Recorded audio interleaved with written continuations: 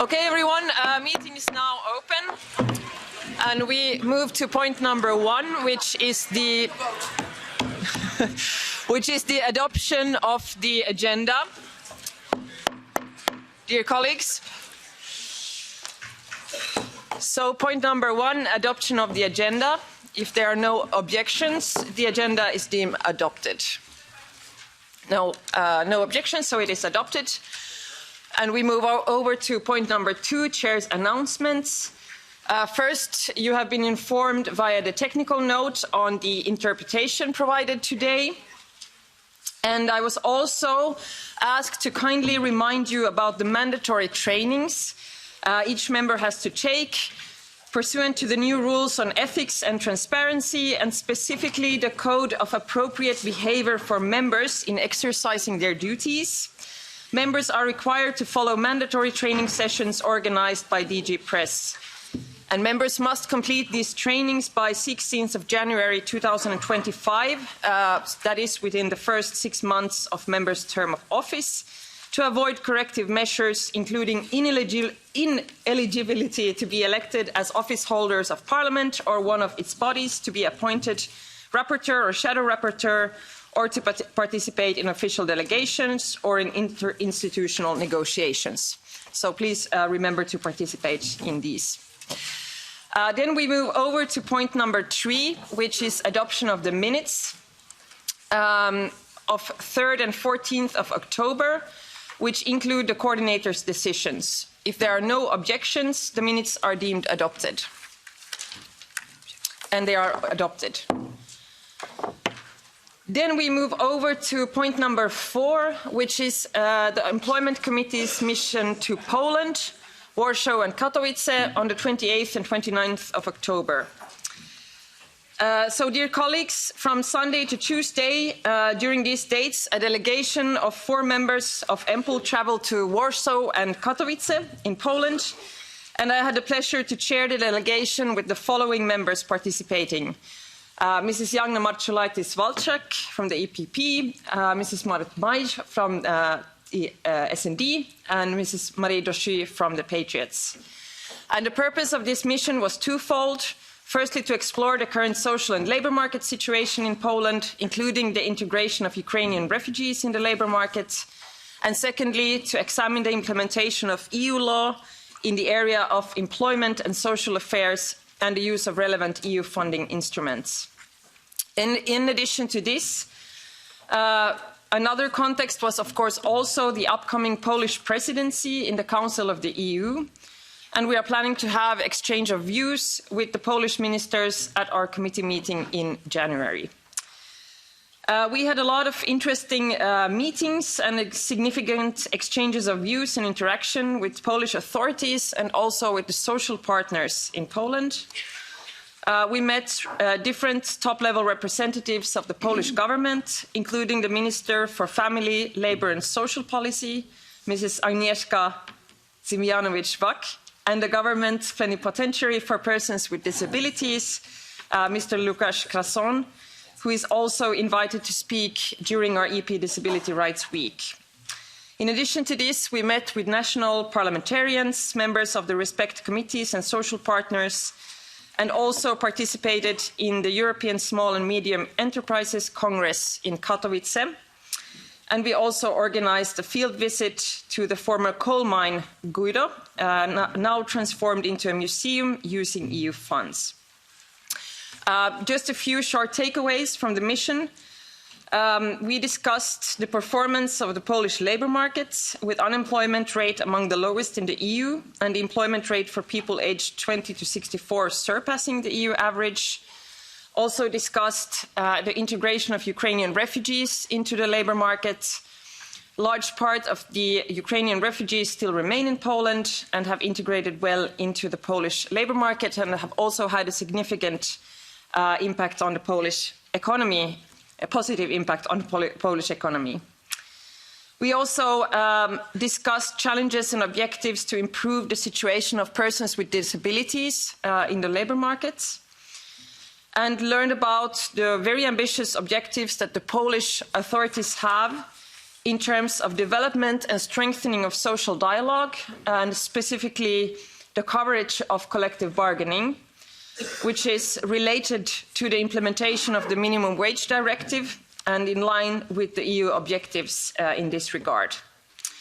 Priorities of the Polish presidency will cover artificial intelligence in the workplace, in digital Europe, equality, cohesion, inclusion, as well as the silver transformation.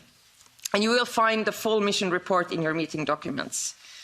I will now give the floor to other members participating in the mission if they wish to take the floor for a maximum of 2 minutes each. And I understood that Mrs. May was interested in taking the floor, so. Yes, thank you, Chair. Even though you've mentioned several of the things that I would like to have mentioned, but I think it was a very interesting mission. Thank you for organizing it. Thanks also to our Polish counterparts for receiving us. I think there, apart from what you have mentioned, Chair, there's two maybe takeaways that I would like to underline. That was the takeaway about the social dialogue with the unions and the employers' organizations, the way in which they organize the social dialogue, and also mentioned that some parts of the social dialogue are going very well, but other parts are more difficult, basically also because when they work on this target for the collective bargaining agreement, which is a very ambitious target, right now only 12% of workers are covered by collective bargaining agreements, and the target is going to be 80%. As is stipulated in the minimum wage directive. How to get to this target, it's quite a big leap. And they have mentioned that some of the challenges is because many of the collective bargaining agreements are organized not by sector or regionally, but often very locally. So one of their challenges is to go into conversations and to see how to organize this at a higher level to make sure that there is more coverage. And there was a very good and open debate about it between the social partners. So I think that was positive. And a second element, which I think was very instructive for at least for me, but also I think for the rest of the delegation, was going to the south to see how a just transition is difficult in areas where people used to work mainly in coal mines. We visited the coal mines, as you mentioned, Chair.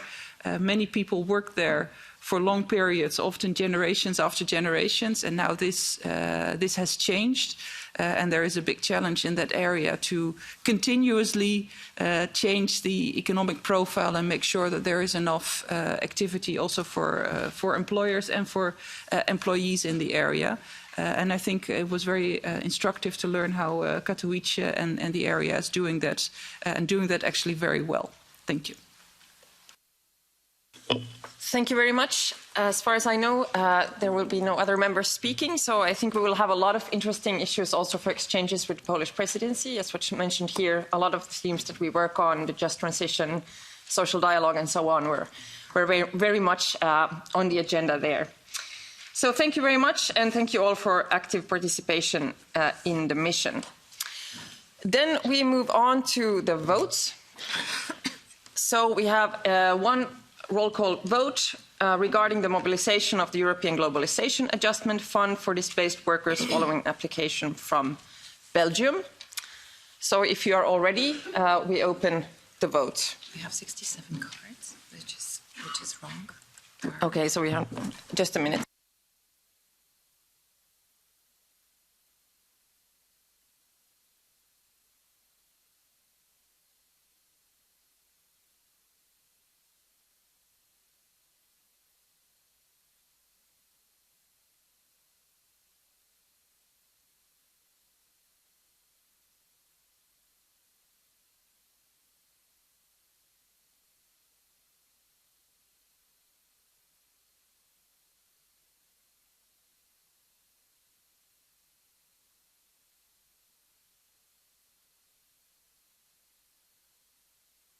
Okay, good. I have been informed that MEP Mr. Jonski will replace Jagna Marchelaitis-Walczak at the vote. Mr. Aftias will replace Mrs. Meleti, and Mr. Chedowski will replace Mrs. Lexman, and Mr. Meo will replace Mrs. Moratti. That is correct. Good. President, Yes? I'm replacing Topo. Man. And you're a member of EMPL, as member of EMPL. Substitute. Substitute.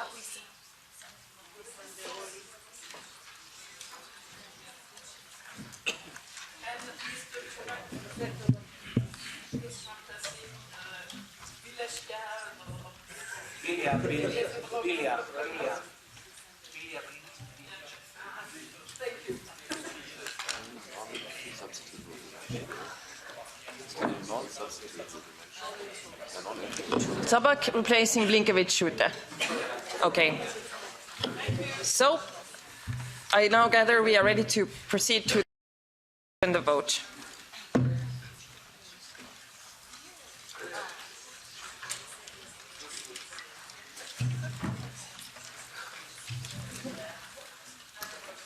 And the vote is closed.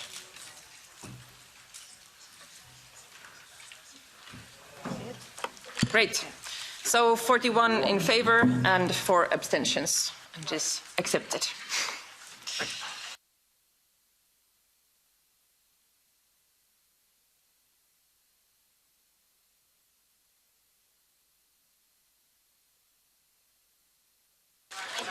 Okay, dear colleagues, we move on to the next part of our meeting, which is our hearing on loneliness. I'm very pleased to be hosting this hearing today and to have the opportunity to hear and discuss results and possible follow-up of the pilot project initiated by the EMPL Committee on Loneliness in the European Union, with some high-profile speakers taking part today. This pilot project aimed at collecting comprehensive data and insights on loneliness across the European Union and to help inform the work of the EMPL Committee on the topic. It has been implemented in more concrete terms by the European Commission. But what does it mean to be lonely? Who is affected? In what way and why? What has been the impact, especially of the COVID crisis, on loneliness and on social exclusion? These are some of the questions at the core of this project, to which I am confident we will get, if not answers, at least more information today. What we can already say with certainty is that loneliness, sometimes also referred to as the silent pandemic, is a complex and widespread issue affecting people of all ages and in very different phases of life, be it young or old, and with all backgrounds. It is considered a risk factor for mental and physical health and is associated with increased morbidity and mortality. It can also have significant negative social and economic consequences. And in addition, and most importantly, there are broader links to the Employment Committee's work on mental health in the digital world of work, the right to disconnect, and the European Care Strategy. This hearing will therefore touch upon a range of issues, including socioeconomic risk factors associated with loneliness and a critical role of social inclusion, which are at the heart of the Employment Committee's work. I'm also happy to welcome Mrs. Katarina Martins, who is replacing the chair of SANT, the Subcommittee on Public Health, as well as members of SANT who have been invited to this hearing. We will shortly listen to various experts in the field who will guide us through the main findings and provide us with some recommendations. But first, as part of the welcome and introduction, I will give the floor to Evelyn Regner, as a driving force among EMPL members for proposing the projects on behalf of the EMPL Committee. Thank you very much, Chair. I will switch into German. Für mich ist das jetzt eine sehr große Freude und auch Genugtuung, dass wir dieses Hearing jetzt haben, weil oftmals muss man recht lange an den harten Brettern bohren, bis wir auch weiterkommen bei einem Thema, das die gesamte Gesellschaft erfasst. Loneliness, Einsamkeit, das klingt jetzt einmal nach einem Soft-Thema. In Wirklichkeit ist es ein Thema, das ganz breite Bevölkerungsschichten, und zwar wirklich quer durch den Gemüsegarten, kann man sagen, betrifft. Jüngere, ältere Menschen in der Stadt, am Land, geografisch ganz einfach verteilt. Was die soziale Herkunft betrifft, sehen wir natürlich auch immer, dass gerade diejenigen, die besonders, wie soll ich sagen, als beispielsweise alleinerziehende Mutter mehrere Bälle jonglieren müssen, besonders betroffen sind. Aber an und für sich betrifft es wirklich ganz breite Bevölkerungsschichten und hat Ausmaße angenommen, die es nicht nur absolut wert sind, dass wir hier tiefer schürfen, sondern die auch unbedingt erforderlich sind. Es ist ein sehr horizontales Thema und deshalb hat sich am Anfang auch so haben sich auch kaum zuständige Stellen auch wirklich zuständig geführt. Wenn man fragt sich, ist das ein ökonomisches Thema, ist es ein soziales, ist es am Arbeitsplatz, ist es Gesundheit? Es ist wahnsinnig viel betroffen, auch was unsere Robustheit und Resilienz der Demokratie betrifft. Denn was passiert mit einsamen Menschen? Und deshalb haben nach mehreren Anläufen 2020 einige Abgeordnete, zu denen auch ich gehörte, also es ist eine fraktionsübergreifende Initiative gewesen, ein Pilotprojekt zum Thema Einsamkeit eingereicht. Und daher gilt mein Dank vor allem bei der Vorarbeit all diesen Abgeordneten, die involviert waren, insbesondere der früheren Abgeordneten Judith Merkis, dass wir hier auf dieses zunächst versteckte Thema, das so horizontal ist und das gerade durch Covid auch noch einmal besonders verstärkt wurde und gezeigt hat, wie wichtig dieses Thema auch gerade bei den ganz Jungen ist. Und dass es angegangen werden sollte. Also Einsamkeit ist notwendig, dass wir hier in diesem Ausschuss näher drauf schauen. Das Ziel des Projektes war es und ist es, Sichtbarkeit zu schaffen, Zahlen, Daten, Fakten zusammenzubringen, aber natürlich mit diesen Zahlen, Daten, Fakten dann auch etwas zu tun. Wir brauchen sie einmal, um tatsächlich dann robuste Netzwerke entstehen zu lassen und genau die politischen Maßnahmen, und das ist ja unsere Aufgabe jetzt hier als Abgeordnete, dann daraus zu ziehen für ganz Europa. Natürlich war dann die Kommission hier sehr involviert, es war ein Pilotprojekt und daher ist es so wichtig, dass wir das jetzt auch weiter pushen. Die totale Individualisierung der Menschen, die wir aktuell erleben, die persönliche Optimierung, dieses Thema Selbstoptimierung, sowohl zu Hause als auch im Berufsleben, haben eine Kehrseite. Also wir reden immer von den tollen Freiheiten der Individualisierung, das ist alles schön und gut, aber oftmals ist die Kehrseite dann Einsamkeit. In der Gesellschaft allein gelassen zu werden, nicht gewollt allein zu sein, oftmals nicht mehr wissen, wie die anderen agieren. Digitalisierung, so wichtig und so großartig sie ist, verschärft teilweise, weil zwischen zwei Menschen, die sich in die Augen schauen, die miteinander in Kontakt sind, ist dann oftmals eine Maschine geschaltet und das macht auch etwas mit Menschen. Und wir sehen, da kommen so viele Faktoren dazu, aber auch die Digitalisierung, Social Media sollten wir natürlich besonders genauer anschauen und auch jetzt gerade, was künstliche Intelligenz mit uns allen in unserem Interagieren macht.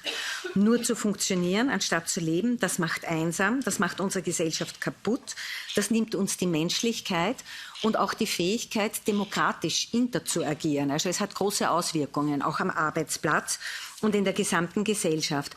Und daher gebührt mein großer Dank all jenen, die sich mit diesem Thema Einsamkeit befassen, mit all den WissenschaftlerInnen, die sich da jetzt mit den Datensätzen einmal großartig eingebracht haben. Und ich bin jetzt schon einmal ganz gespannt, was die Schlussfolgerungen sind, die wir dann aus diesen Zahlen, Daten, Fakten, die wir jetzt präsentiert bekommen, ziehen können. Und ich halte es jetzt einmal nur so rein, dieses Buch, das werden wir ja dann anschließend auch vorstellen, in der die Ergebnisse zusammengefasst werden. Das wird zu Mittag sein, da sind natürlich auch alle eingeladen. Danke. Thank you. Thank you very much, Evelyn Regner. I'm also happy we have a Commission representative here with us today, so that we can also discuss concrete follow-up that be considered after this hearing. And I would therefore now like to give the floor to Katarina Ivankovic-Knežević, who is the Director for Social Rights and Inclusion at DG EMPL. Thank you very much, Chair. Good morning to all. I'm really happy to be here today, also to see that the topic of loneliness is high on the agenda of the EMPL Committee, and it's also due, I would dare to say, to few brave individuals like Evelyn and Judith, indeed, who has been pushing discussion on the loneliness in this House. Today we find ourselves, I would say, at a crossroad as we are preparing for the new Commission. with what we see is a very strong commitment to a strong social agenda, which really works towards empowering people to live healthy and also to fully fulfill their lives and support the well-being in all the dimensions. You have seen the strong focus in the mandate that was given to the Executive Vice President Mizatu on quality jobs and also on working conditions. For us, this also entails the well-being and the mental health in order indeed to strengthen the working conditions in the long-term care, which will also help to improve the long-term care services, which are so essential to combat loneliness and also to combat the social isolation. Commissioner Mikalev also has a very clear mandate when it comes to the focus on the mental health of young people and also address the impact of social media, and this can obviously also help addressing loneliness and isolation among our younger generations. Loneliness and social isolations have been core of the pilot project that DG Employment implemented together with our colleagues from Joint Research Centre, and they are here today, and they will reflect a bit later on the pilot project, which was about monitoring loneliness in Europe. It was initiated, as said, by the MEP Evelyn Regner and implemented until February 2024. We very much agree with all the outcomes of this project, and we also very much agree that it is very important to have the insight into the policies that can address loneliness, that we should gather as much as possible and analyze the comprehensive and comparable EU-wide data, which are really almost non-existent when it comes to this topic, and they rely indeed on very ad hoc initiatives. In the end, I would like to say at the beginning of my intervention that loneliness and social isolation are not just harmful to mental and physical health, but have also very significant consequences for social cohesion and the community trust. The conference that DG EMPL and JRC had organized in June last year on loneliness and social isolation has provided a quite significant forum for interdisciplinary dialogue and sharing the best practices. It was focused on evidence gathering during the pilot project and also how to build and how to prepare the policies that will address the loneliness. There are three conclusions I would like to mention and that are very relevant.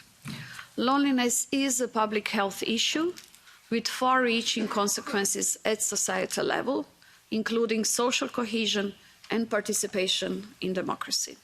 Second, the actions to tackle loneliness should be integrated across all policy areas. And this is very important. Mainstreaming the topic in all policy areas is one of the keys of the success. And the third, better and long-term data collection on loneliness is needed to better understand its causes, the root causes, and develop the tangible solutions to the problem. The future work should dedicate much more to improve our understanding of loneliness and how to effectively address it. This includes a further research on the determinants of and risks, both at the individual but also at the societal level, as well as implementing more rigorous evaluations and loneliness interventions.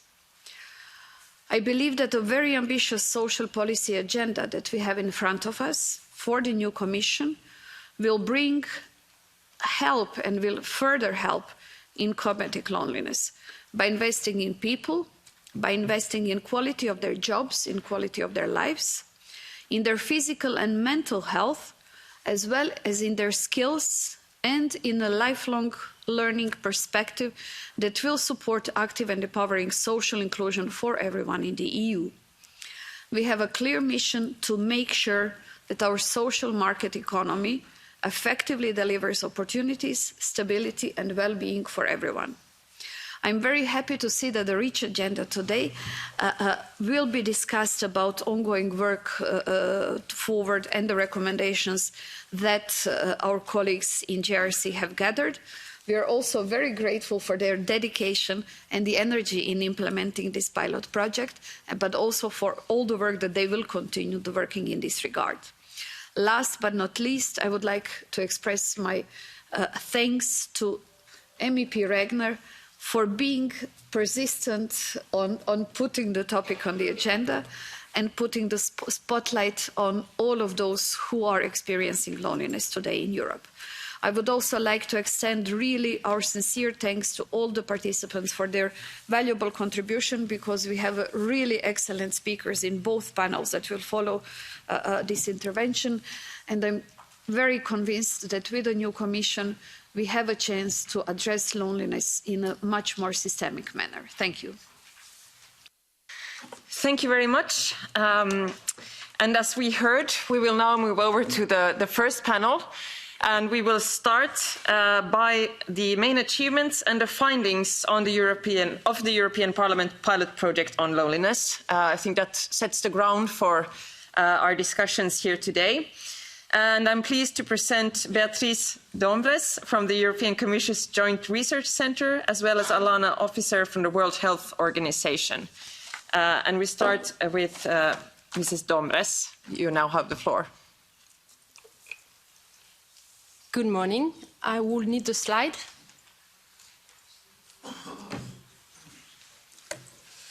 So first of all, many thanks for the invitation. I'm delighted to be here to talk about the European Parliament pilot project today. So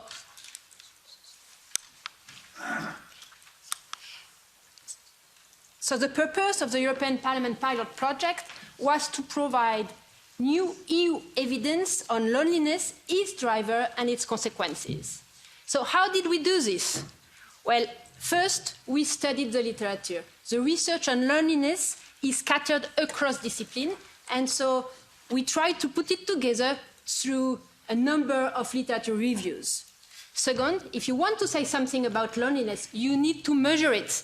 So we launched the first ever EU-wide survey on loneliness. And with this survey, we gathered new evidence. Third, we mapped loneliness intervention across the EU. We reviewed the literature on loneliness intervention effectiveness, and we talked with experts on the ground, implementing loneliness intervention in order to understand what works for whom. Fourth, we try to raise awareness on the challenges associated with rising loneliness and social isolation by organizing a number of events and by being here today, for instance. Finally, the JRC is the science service of the European Commission. So as a scientist, we published academic paper and a book on loneliness that will be discussed today after the hearing. So let me now turn to some of the key findings of the EU-wide survey on loneliness. First, we found that about 13% of the population in the EU report to feel lonely all of the time or most of the time. If you think in terms of number of people, it's quite a number. Quite surprisingly, we found that young people are more likely to be lonely than older people. Be careful. This doesn't mean that the loneliness of the elderly is not important. As a matter of fact, the impact of loneliness might depend or might vary according to age. And we also observe that some minority groups are much more likely to feel lonely. What about loneliness and health? This has been mentioned before. Lonely people are much more likely, loneliness people are much more likely to suffer from health issues. Actually, they are between 2 and 4 times more likely to report mental health disorders. Another interesting finding, and which I think is understudied, is the role of childhood experience. As a matter of fact, childhood experience shapes loneliness later on in life. When we ceteris paribus individuals who experience social isolation in childhood or who had adverse relationship with their parents are much more likely, ceteris paribus, to report loneliness when adults.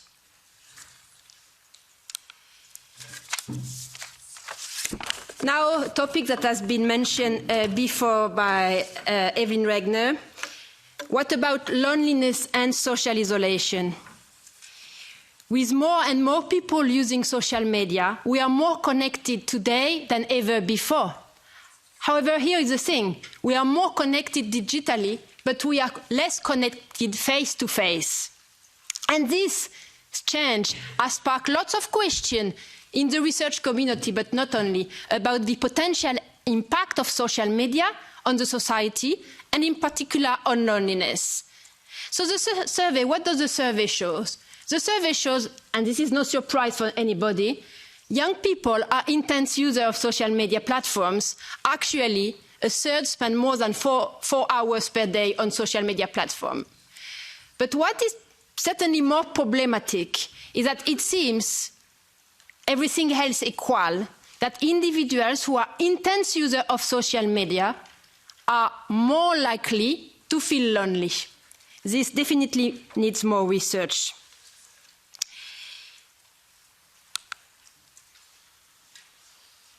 Let me now say a few words about the importance of social relationship to tackle loneliness, but not only, also to prevent loneliness. The graph on the right that you show on the slide shows that the quantity and the quality of social relationship matter for loneliness. Of course, this might seem obvious for you, right? Because loneliness is somehow very much linked to social isolation and hence to relationship. However, this is something that you should keep in mind when designing policies to tackle loneliness. As a matter of fact, through our EU mapping, we observed that the most common loneliness intervention in the EU consists in connecting people. And this intervention, of course, targets mostly older people. Along the same line, the review of the effectiveness of intervention and the feedback that we got on the ground suggests that creating a sense of belonging, creating connection, are the core element of effective strategy to tackle loneliness. Let me now give you 5 takes away from the last 4 years of work on the topic. First of all, most of the intervention target older people, but we should expand the focus to address also loneliness in young people. Second, if you want to do something about loneliness, you need to monitor loneliness. This requires to gather data on loneliness on a regular basis. In addition, if you want to address loneliness, you need to understand which intervention work and for whom. So this requires more rigorous impact evaluation. Fourth, more research is needed. In particular, more research is needed on the impact of new ways of working and new ways of communicating. And we also need to know more about the role and the importance of social infrastructure and built environments to foster social connection.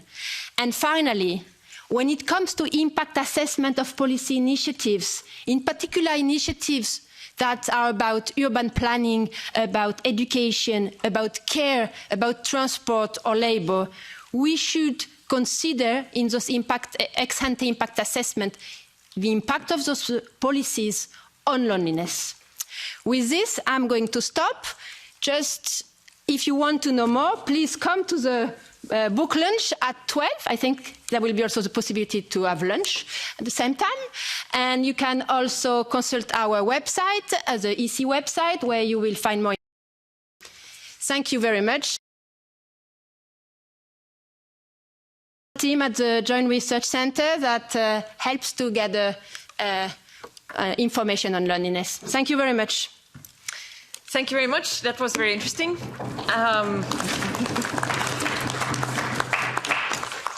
Thank you. And we now move over to our next speaker, who is Ms. Officer, who is joining us remotely from Geneva, from the WHO office. So please, Mrs. Officer, you now have the floor. Thank you very much. It's wonderful to be here. I don't know if you can see the slides. I see that they're just coming up. Fantastic. So thank you very much for the opportunity to speak. I hope to build on the wonderful presentation by Beatrice, by a more global context also. And I'd like to acknowledge the importance of the European Parliament pilot project and the valuable collaboration that we have with the Joint Research Centre. We've already heard social connection fundamental to our health and well-being and to community and societal health.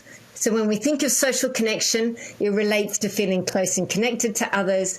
And we've already been talking about two other key concepts, social isolation and loneliness, which are types of deficits in social connection. If you can go to the next slide.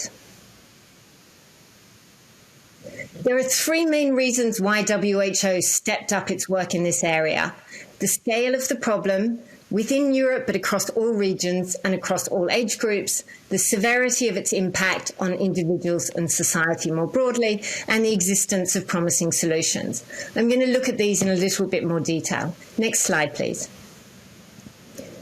You've just heard about Europe. When we're looking globally, you'll see that on the left, loneliness, particularly in adolescents, ranges from sort of 5 to 15%. On the right, when we're looking at data on social isolation in older adults, currently about 1 in 4 older people experience social isolation. Evidence from COVID certainly shows before and after an increased risk in social disconnection. In short, social isolation and loneliness are widespread, affect all age groups, not only older people, and all regions of the world, not only high-income countries. The next slide, please. We've already heard a little bit about the severity of the impact, but we know that lack of social connection, social isolation and loneliness has serious consequences for individuals.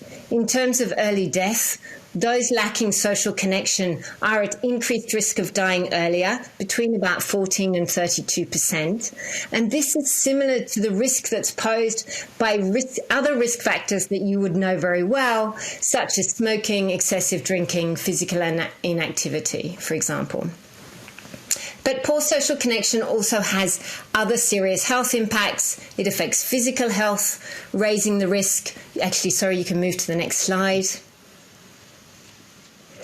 So raising the risk of stroke and cardiovascular disease, for example, by about 30%, and mental health, raising the risk of anxiety, depression and suicide. 5% of the global dementia risk is attributable to social isolation. We have less evidence on the impacts of social disconnection, but for instance, on education, younger people who are lonely in school are more likely to drop out of university. Poor economic outcomes, for instance, feeling disconnected and unsupported in your job leads to poorer job satisfaction and performance. And you can go to the next slide. Poorer social connections also have impacts on our communities and our wider society, as there's mounting evidence that whether our communities are safe and prosperous and well governed, in large part depends on the social connections we have in our neighbourhoods, in our workplaces, in our schools. So taken together, the scale of the problem, its serious and far-reaching consequences, and the considerable financial costs place a heavy and unrecognised burden on individuals and societies. But already, I think if you've heard from Beatrice, there are solutions. We are not powerless in the face of this challenge. And if you go to the next slide, like we've been over the last few years mapping over 400 interventions that address social connection. These span from national policies to strengthening social infrastructure to individual and relationship level approaches like psychological support. The emerging research needs further synthesis to provide clear recommendations for policymakers, decision makers and practitioners on tackling the issue effectively. WHO, and if you go to the next slide, we're taking a twin-track approach to fostering social connection. We have a commission 11 high-profile commissioners that are the public face of the Commission. They set the strategic direction. Together, they're helping to transform awareness and action on social connection. The Secretariat, so me and my team, is responsible for the day-to-day running of the Commission. And we also have the pleasure of managing a technical advisory group of 20 experts that are representative in terms of expertise across regions and gender. And you're going to hear later from one of our wonderful chairs, Pam Coulter. So the Technical Advisory Group provides expert advice to WHO so that we can support the Commission in terms of technical quality of their work, but also lead on scientific functions. So the Commission and the Technical Advisory Group has three main aims, and you can see these on the next slide. To increase the visibility and political priority of the issue, to reposition the issue as a genuine public health problem that affects all regions around the world and all ages, and to scale up cost-effective solutions. If you look on the next slide, you're going to see some of the key deliverables that we anticipate. The first is the flagship report from the Commission due out in May of next year. They're going to also build from this for more actions to increase political will, raise awareness and generate more resources to address the topic.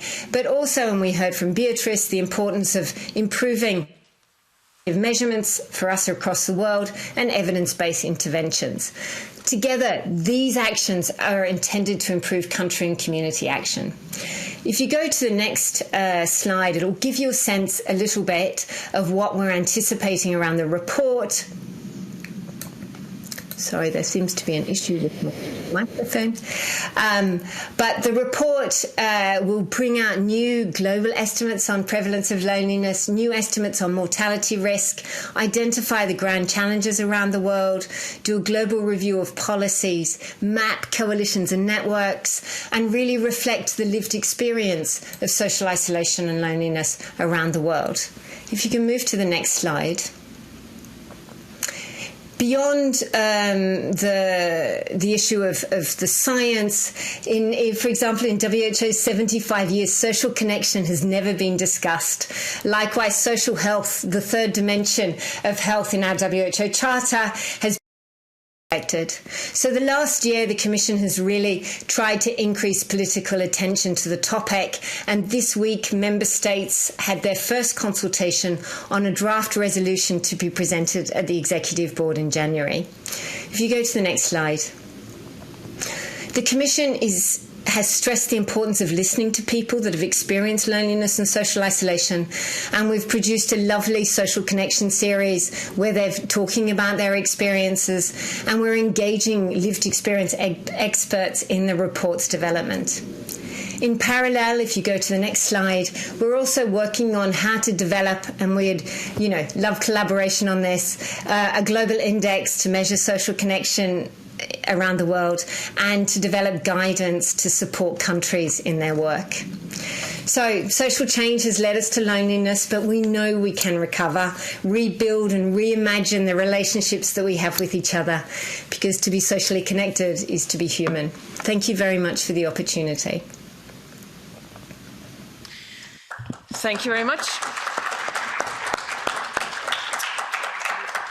We then go over to the questions and answers, and I will go through the speakers that have been announced. And as far as I know, EPP is not taking the floor in this round. So we go to Mrs. Mendia from the S&D. Chair? Yes. I'm going to speak in Spanish.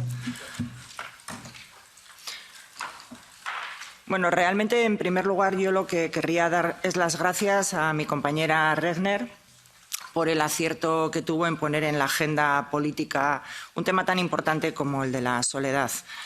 Y también me han parecido muy inspiradoras las palabras de la directora Catarina, pero me voy a centrar en tratar de compartir con las ponentes y las que han trabajado este estudio durante estos años algunas cuestiones que me vienen preocupando.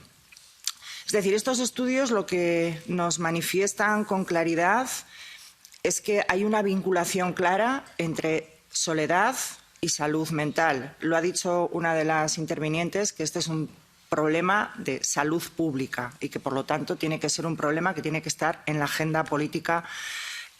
Si sabemos también que para el año 2050 el 30% de la población europea va a ser mayor de 65 años, está claro que el factor salud y longevidad saludable está en juego para millones de europeos. Y también se ha puesto de manifiesto que los jóvenes tienen este problema. Por lo tanto, yo lo que quisiera preguntarles es ¿cómo tenemos que actuar en este mandato que se inicia ahora?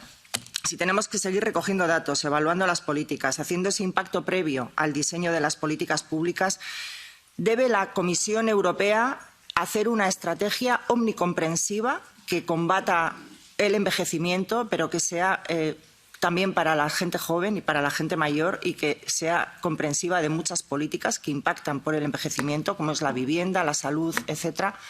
Gracias. Thank you. Next is Mrs. Bartoszek from the Patriots. Thank you very much, Chair. It's no surprise that today we are sitting here addressing the growing issue of loneliness, which affects an increasing number of people and it negatively affects their lives. It is a very sad situation and we must look deeper to uncover its causes, especially within inadequately designed social policies. The needs of society have evolved over recent decades, but we have failed to respond in time and implement the necessary measures. Low birth rates have been a problem for over 25 years. Young people postpone parenthood due to societal pressures, yet instead of supporting them, we sometimes make things harder for them. Housing is still less affordable, job market demands are high, and childcare support is lacking in many regions. Low birth rates also lead to long-term challenges like increasing the retirement age. In the Czech Republic, it's now 67 years, putting immense strain on people balancing work and caregiving for elderly parents. Europe must act by supporting families, improving housing access and ensuring care for children and seniors. These are vital steps for the future of our society. The question should rather be, how can we make it easier for young people to start families? Thank you very much. And next is Mrs. Gemma from the ECR.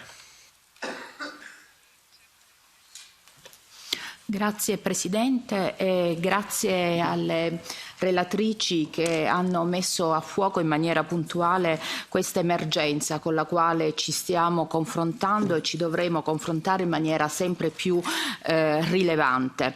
Il discorso dei giovani mi sta particolarmente a cuore e questa dimensione del sentirsi soli nonostante siano giornalmente e quotidianamente connessi con i social media, ma evidentemente non riescono a stabilire quei legami significativi e autentici con i propri follower, no? Che è la preoccupazione maggiore che hanno rispetto a questa connessione.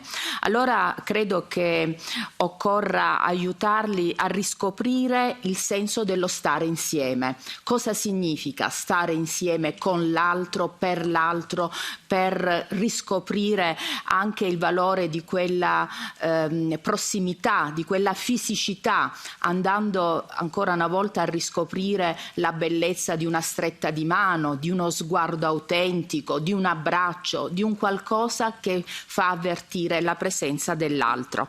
E allora occorre sicuramente investire nella qualità del benessere psicosociale dei nostri giovani, rivolgendo grande attenzione ai loro vissuti emozionali, ma soprattutto rivolgendo attenzione ai loro silenzi, al non detto, per far emergere dunque quei sentimenti, quel desiderio, perché dietro questa corazza che si sono costruiti c'è invece una grande fragilità che occorre scoprire.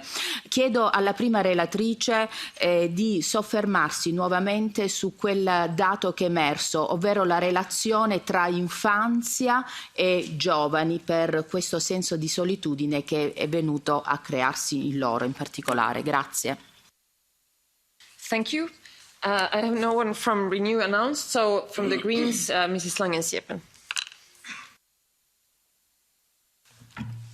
I will speak in German.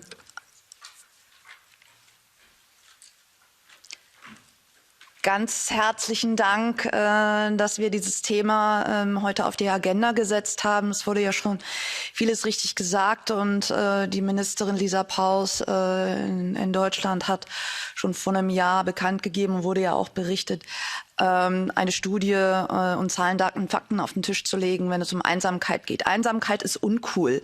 Niemand gibt zu, dass er oder sie einsam ist. Das passt nicht in unsere Gesellschaft, die auf Social Media, und das machen wir ja auch tagtäglich als Politikerin, dass wir uns darstellen und sehr stark auf eine Kommunikation setzen, wo wir, glaube ich, das Arbeit in ein Video investieren, aber vielleicht seltener aus unterschiedlichen Gründen in den Kontakten vor Ort. Ich glaube, dieses Thema Einsamkeit und was fördert Einsamkeit ist nicht nur ein soziales und gesundheitspolitisches Thema, es ist ein digitales Thema. Ich finde, sowas gehört auch in den IMCO. Wie reden wir darüber, wie wir Regeln schaffen, wenn es um digitale Kommunikation geht. Was können wir in den Mitgliedstaaten tun? Das Thema Bildung. Wie schaffen wir es, soziale Kompetenzen bei Kindern, Schülerinnen und Schülern zu stärken und entwickeln? Wenn immer noch das Schulfach Glück müde belächelt wird, es aber sehr, sehr wichtig ist, dass Kindern soziale und emotionale Kompetenzen vermittelt wird und dass es eben sehr wohl eine Stärke sein kann, Empathie zu zeigen und nicht, wie ich es darlege, den anderen zu mobben und zu dissen und nicht wertzuschätzen, dann haben wir in unseren Schulsystemen ein ganz, ganz großes Problem. Wenn wir in die Digitalisierung investieren und man ich komme zum Schluss, keine Kassen mehr am Supermarkt oder keine Supermärkte überhaupt mehr haben in unseren Orten, dann können wir tolle Strategien entwickeln, wenn es in den ländlichen Räumen oder in den Kommunen fehlt. Mich würde noch mal die Situation wirklich der Kinder und Jugendlichen interessieren, wie Sie da vielleicht noch mal, was wir hier noch mal tun können, und der digitale Raum, wie wir das hier stärken können als Parlament. Ich halte das für sehr, sehr wichtig. Danke. Thank you very much. And next speaker is Mr. Arvanitis from the left. Ευχαριστώ. Πάρα πολύ ενδιαφέρουσα η συζήτηση και μπαίνει ένας προβληματισμός αν ανοίγαμε τις οθόνες και μεταδίδαμε αυτή την πολύ ενδιαφέρουσα κουβέντα και τα συμπεράσματα θα λέγανε αυτά είναι προβλήματα πολυτελείας. Και πραγματικά υπάρχουν προβλήματα και προβλήματα πολυτελείας σε καμία περίπτωση. Και το λέω αυτό διότι στην Ευρώπη, στη γειτονιά μας, ο κόσμος έχει να αντιμετωπίσει ή έχει αντιμετωπίσει COVID, πόλεμο, ανασφάλεια, ακρίβεια, έλλειψη στέγης, κοινωνικές παροχές, ακόμα και φόβο για το μέλλον που είναι η τεχνητή νοημοσύνη αντί να είναι υπέρ του φοβάται ότι θα είναι κατά του. Οπότε βεβαίως νομίζω ότι εδώ μπαίνει εκτός του θέματος της δημόσιας υγείας και ένα ουσιαστικό θέμα δημοκρατίας. Να καταλάβουν οι άνθρωποι ότι η λέξη ευτυχία πρέπει να είναι συστατικό σημείο για τη ζωή των πολιτών. Φυσικά η μοναξιά λοιπόν δεν είναι πρόβλημα πολυτελείας, είναι μεγάλης πολιτικής αξίας. Θέλω λοιπόν εδώ να ρωτήσω, επειδή... ήθελα να σημειώσω και κάτι πολύ σημαντικό για μένα. Η χρήση, οι άνθρωποι που κάνουν χρήση αλκοόλ, ναρκωτικών ουσιών, αυτοί ουσιαστικά είναι σε αυτή τη λογική της μοναξιάς. Και αυτό το βλέπαμε το έργο και ερχόταν συνέχεια και κάναμε ότι δεν καταλαβαίνουμε. Πώς λοιπόν και με ποιους τρόπους, και στην κυρία Όφισερ θέλω να ρωτήσω, μπορεί να επιτευχθεί η αποτελεσματική αποτείναξη αυτού του στίγματος της μοναξιάς, ότι είναι θέμα πολυτελείας και είναι θέμα πραγματικά ουσίας. Πώς μπορούμε να πείσουμε τις κυβερνήσεις ή πώς μπορούμε εμείς ως όργανο να μην είμαστε ένα εργαστήριο συμπερασμάτων, αλλά να επιβάλλουμε μια συγκεκριμένη πολιτική σε 5 βασικούς τομείς για τους ανθρώπους και για την κοινωνία. Εδώ λοιπόν αυτή ήταν οι δικές μου παρατηρήσεις και περιμένω τις απαντήσεις σας. Ευχαριστώ. Thank you very much. Thank you for these excellent interventions and questions. And we now give the floor to our experts, 3 minutes each for answers. And we start with Katarina Ivankovic-Knežević, the Director for Social Rights and Inclusion. Thank you very much, and also thank you for interesting questions and your observations. It's even obvious from the questions that you have asked that the conclusions that I was mentioning from the last year conference are very relevant. First of all, we see it as really a public health issue with all the consequences that it has on the different areas of life and different activities that follow within the public health. The fact that it's mentioning youth and children and digital aspects and everything else shows that without the second conclusion, which is a mainstreaming loneliness in different actions, not much could be done. Only few elements to reflect.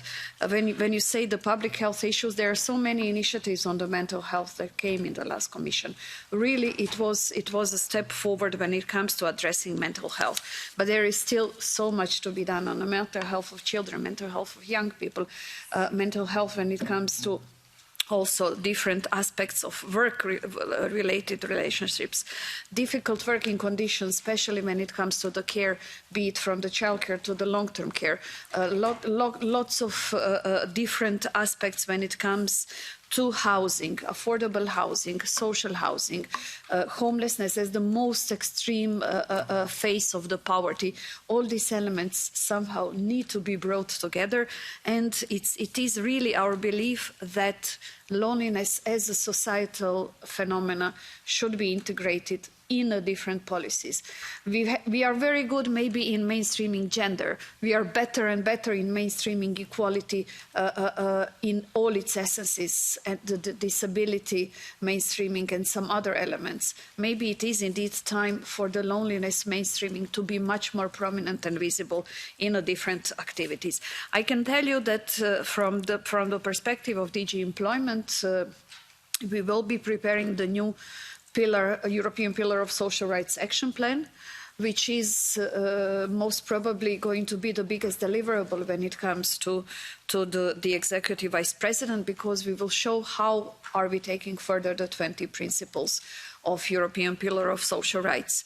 The first ever EU anti-poverty strategy is a big possibility to address many different aspects. One of you spoke about aging, old age poverty and everything that comes with it, and also experiencing loneliness at the older age is something that needs to be addressed. It has also the big gender dimension.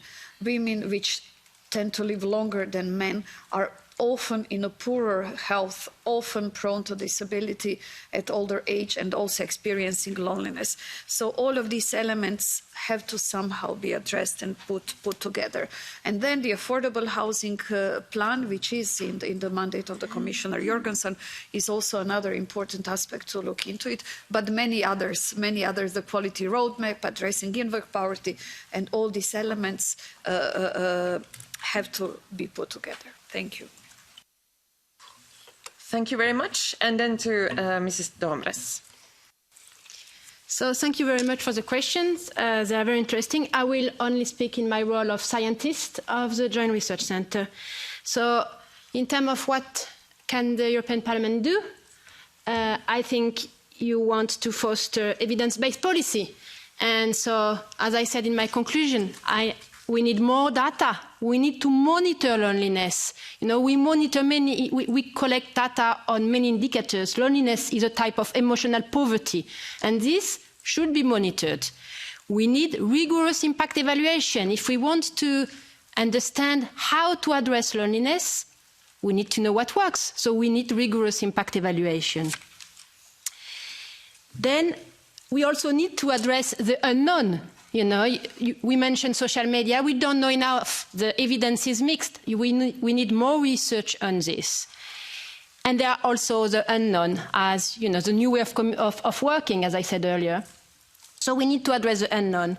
And then there is this impact assessment.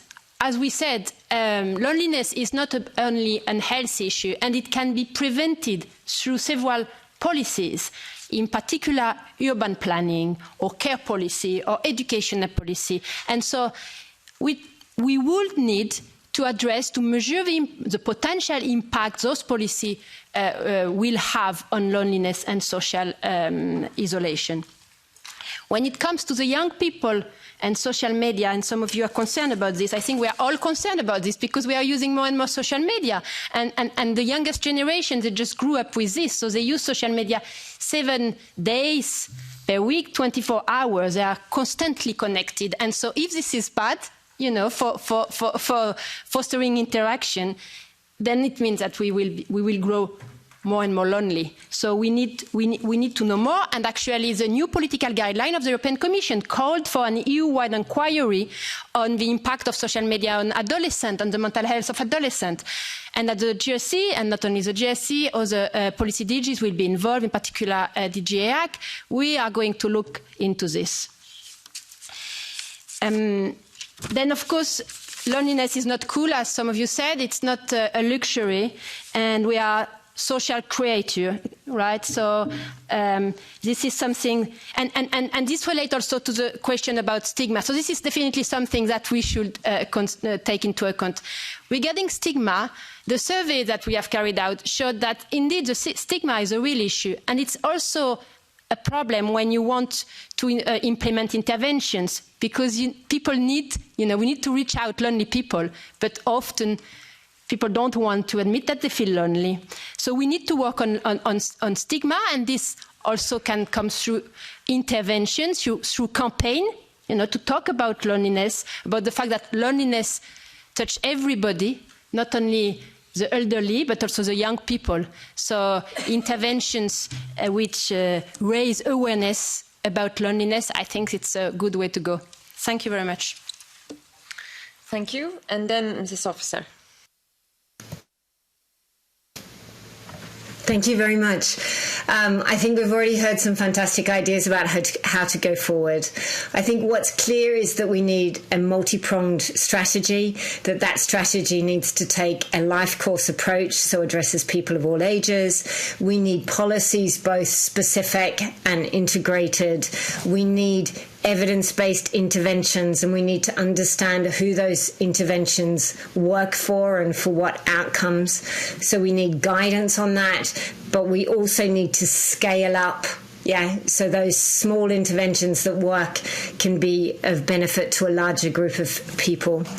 I think, as Beatrice said as well, we need to fill the research gaps. We need a research agenda, and we need to build capacity on researchers in this area. Raising awareness is absolutely fundamental, in terms of addressing the issues of stigma and just understanding around the fact that so many people experience it. This needs anchored both in what happens within public health, but also in all development issues. We really need to engage with people who have lived experience. They're fantastic champions to be able to communicate how it feels, enable other people to understand, and help shift messages. Beatrice mentioned the essential. We need valid and reliable and comparable measures. It's, if we're going to move the agenda forward. So I think in terms of summary and we need to work and build global coalitions and networks. So come together so that there is a larger group or a bigger coalition working to address the topics. Thank you very much. Thank you very much, and thank you all for these contributions. I think this is also a good time to move on to the second panel, which will focus on discussing successful policy intervention to tackle loneliness. So really what works, what kind of policy interventions. And with us, we have three distinguished experts, Mrs. Pamela Qualter, who is professor at the Manchester Institute of Education at Manchester University, UK's leading scientific expert on child and adolescent loneliness, Mrs. Michael Luhmann, professor at the Ruhr University of Bochum and coordinator of Lonely EU Consortium, as well as Jill Litt, who is a senior researcher at Barcelona Institute of Public Health, proposed by the Sant Committee. We will start by giving the floor to Professor Pamela Qualter from the Manchester Institute of Education. Okay, thanks very much. First, I just want to say thank you for the opportunity to speak about loneliness. It's a topic that is often misunderstood and too often underestimated. Now, whilst loneliness is indeed a public health issue, and we've learned about that already this morning, it's also a multidimensional challenge that affects education, job prospects, and employment. It's also profoundly unequally distributed within the population, disproportionately impacting young people and also marginalised groups in society. So that makes loneliness not just a health concern, but also a social justice issue that demands systemic action across the European Union.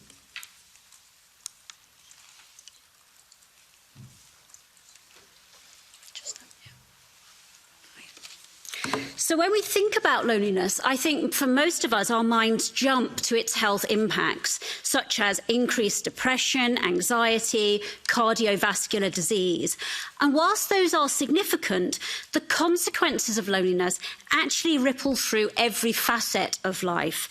So let me highlight 3 additional domains. Some of them have been touched on already today. First is education. Now, most of my research looks at loneliness amongst young people, so children and adolescents. And what I've shown is that loneliness can hinder academic performance. So lonely students struggle to concentrate, they also struggle to participate in group activities, and they remain unmotivated. And that creates a vicious cycle with poor academic engagement further isolating them, which of course then has knock-on consequences for jeopardising their future employment and health prospects. There's also employment and job prospects. So loneliness affects confidence, it affects communication skills and the ability to form workplace connections. Now, all of those are essential for career advancement. And research shows that loneliness can lead to prolonged unemployment, reinforcing cycles of poverty and social exclusion. Now, on a macro level, loneliness erodes productivity and social cohesion. And the European Union really can't afford to view loneliness as a peripheral issue when it undermines your key policy goals, such as inclusive growth, equal opportunity, and social mobility.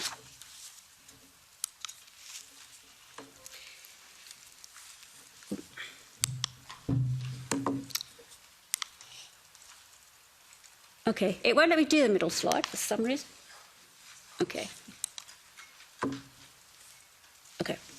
So while loneliness is often associated with older adults, adolescents and young adults are among the most vulnerable groups.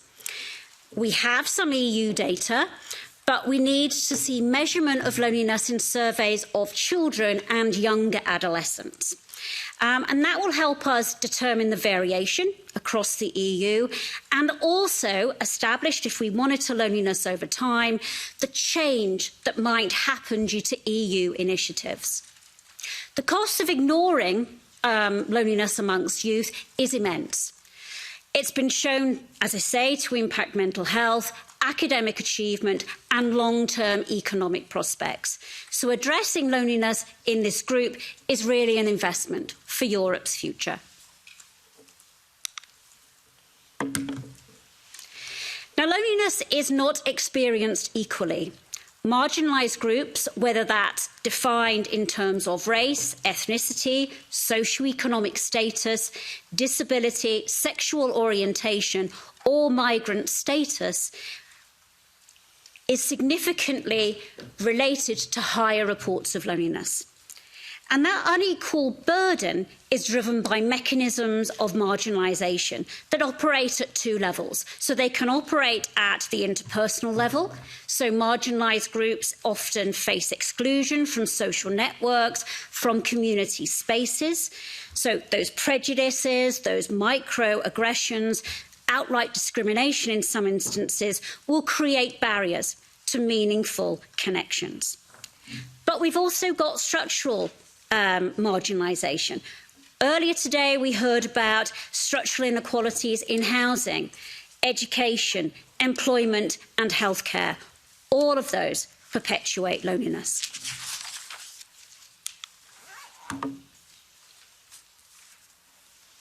Now, the dominant narrative around loneliness focuses on individual factors. They portray loneliness as a personal failing, as a problem of faulty individuals who simply need fixing. That narrative is misleading. It's also counterproductive. It ignores the systemic variation in loneliness between the dominant and marginalised social groups, and it perpetuates stigma that emphasises self-reliance. Now, addressing loneliness through that lens risks deploying interventions that are too narrow. So, a focus on self-help strategies that actually will ignore structural barriers that shape loneliness. We cannot expect individual interventions to solve what, to some extent, are systemic problems.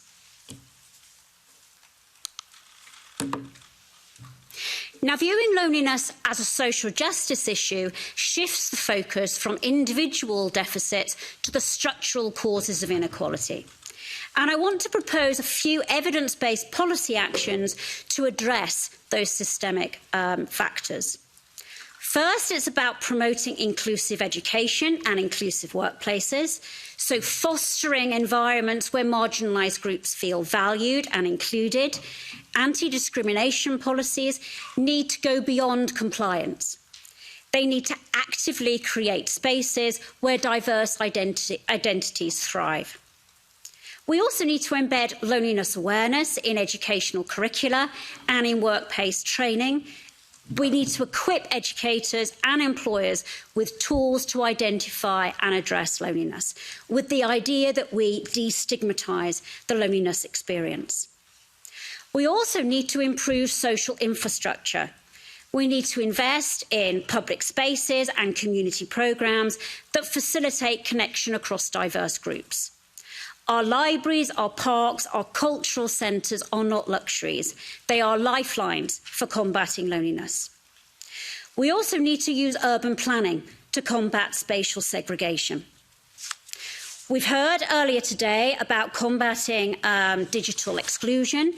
I particularly want to ask for digital inclusion programmes that address the disparities in access to technology, particularly for older adults, low-income individuals and rural populations. Also, it's about empowering local communities, so funding grassroots organisations that work directly with marginalised groups to build social connection. We'll hear later about social prescribing, and that can be used to scale up interventions across the EU. Also, from my perspective, there's a need to tackle economic inequality.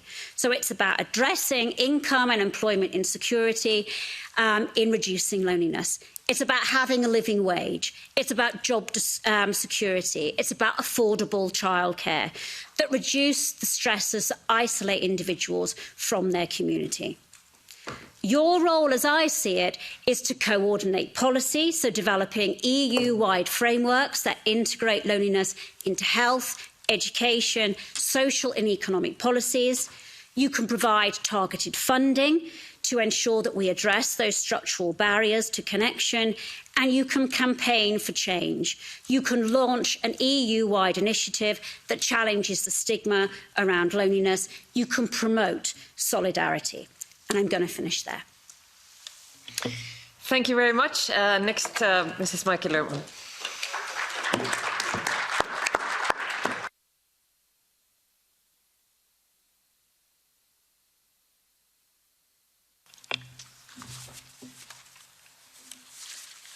Thank you for giving me the opportunity to provide my input at this hearing today. My name is Michael Luhmann. I'm a professor of psychology at Ruhr University, Bochum in Germany, and I have studied loneliness for more than the past 10 years. I also regularly advise policymakers on this topic in Germany. And starting next year, February, I will lead the project Lonely EU, funded by the European Union. I appreciate that the EU Parliament has initiated and funded the EU Loneliness Survey. The survey provides important insights into loneliness across the EU that we would not have obtained otherwise. I would appreciate if my slides could be put up. Thank you very much.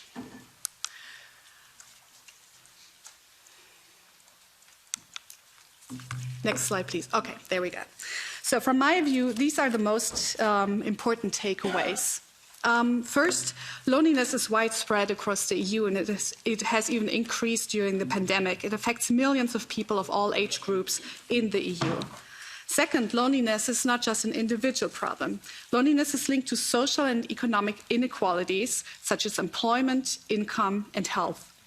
And third, loneliness is a serious public health issue, but it is even more than that. We know from this survey and from other studies that the negative effects of loneliness go beyond health.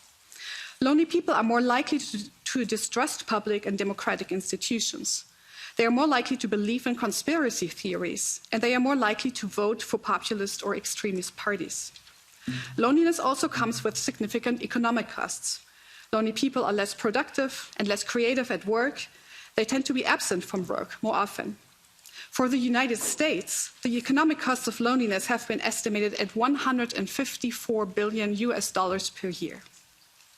So it is clear that loneliness is a problem for European societies and one that requires political action. The Minister-President of North Rhine-Westphalia, Henrik Wüst, has labeled loneliness the social question of our times, and I think he's right.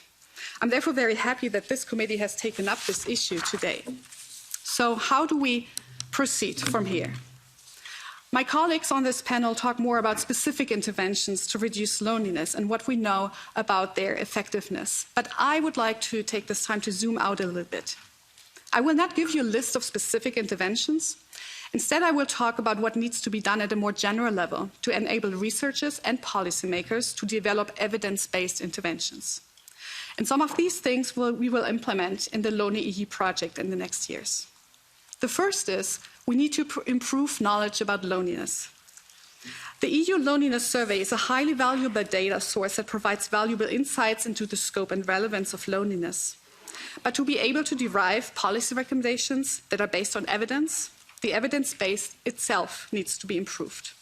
And to achieve this goal, we need more data. So here are two examples for how the database needs to be improved. First, the EU Loneliness Survey was conducted in 2022, while the pandemic was still present. How well do these results apply to loneliness levels today? Recent studies from Germany show that loneliness levels have decreased again in most age groups, but not in young people. But we don't know whether this trend is unique to Germany or whether it applies across the EU. And this means it is not sufficient to measure loneliness across the EU only once. We need to monitor loneliness in the EU on a regular basis.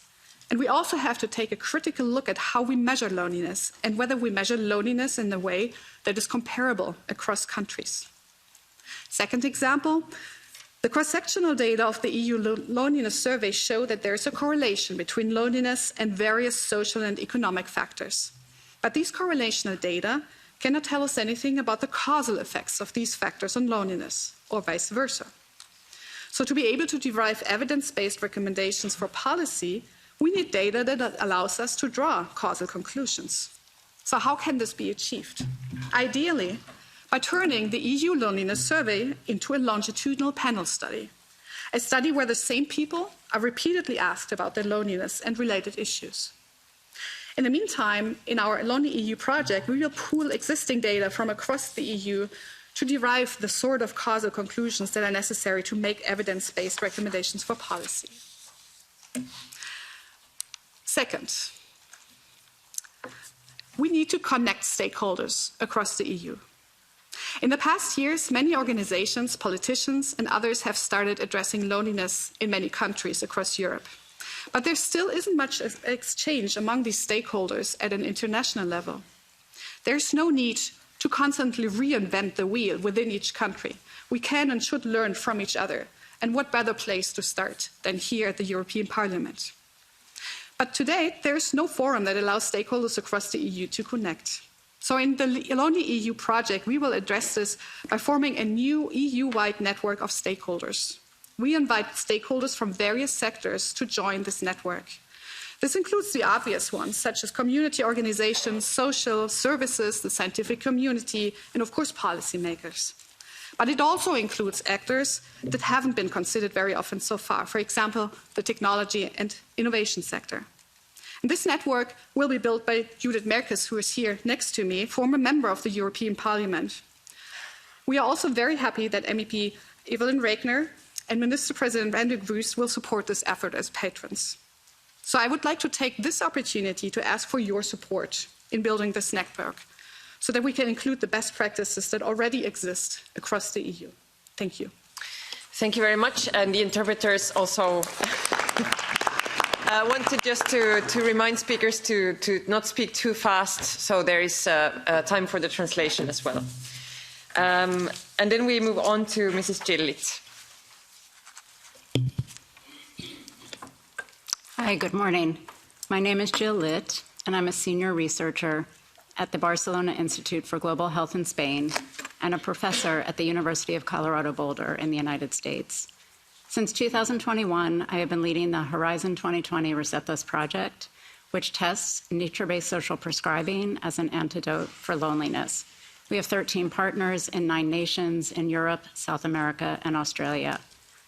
I appreciate the opportunity to speak with you and share my perspectives on the ways in which environmental interventions can address loneliness. The European Union is blazing a path forward to address loneliness and promote social connection, with the rest of the world watching and preparing for action. The question at the local level is, what should we do? How do we best intervene? The solution should be multi-sectoral and lean into the structures, networks, and services to activate meaningful engagement and connection among affected populations.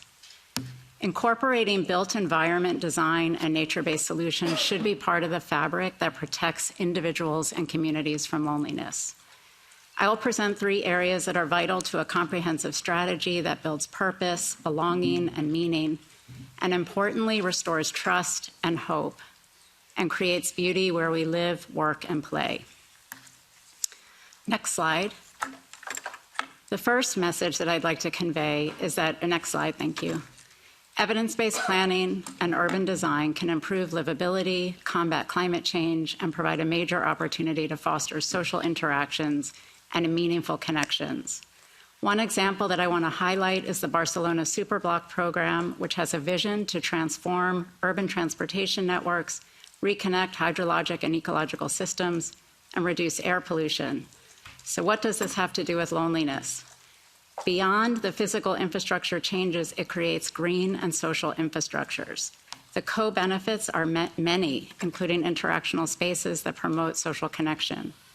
To be most effective, these system-level interventions must be multi-sectoral, multi-level, and co-created, with improvements that target changes from the policy and systems level down to the local environments and street levels.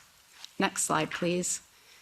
The second key message is that sustainable design and green infrastructure, together with social interventions, promote belonging and purpose and foster meaningful relationships. And I want to highlight one example where we have generated a tremendous amount of evidence to inform this. The community garden is an evidence-based example of a nature-based social intervention. It serves as a model system through which we can understand people-nature connections.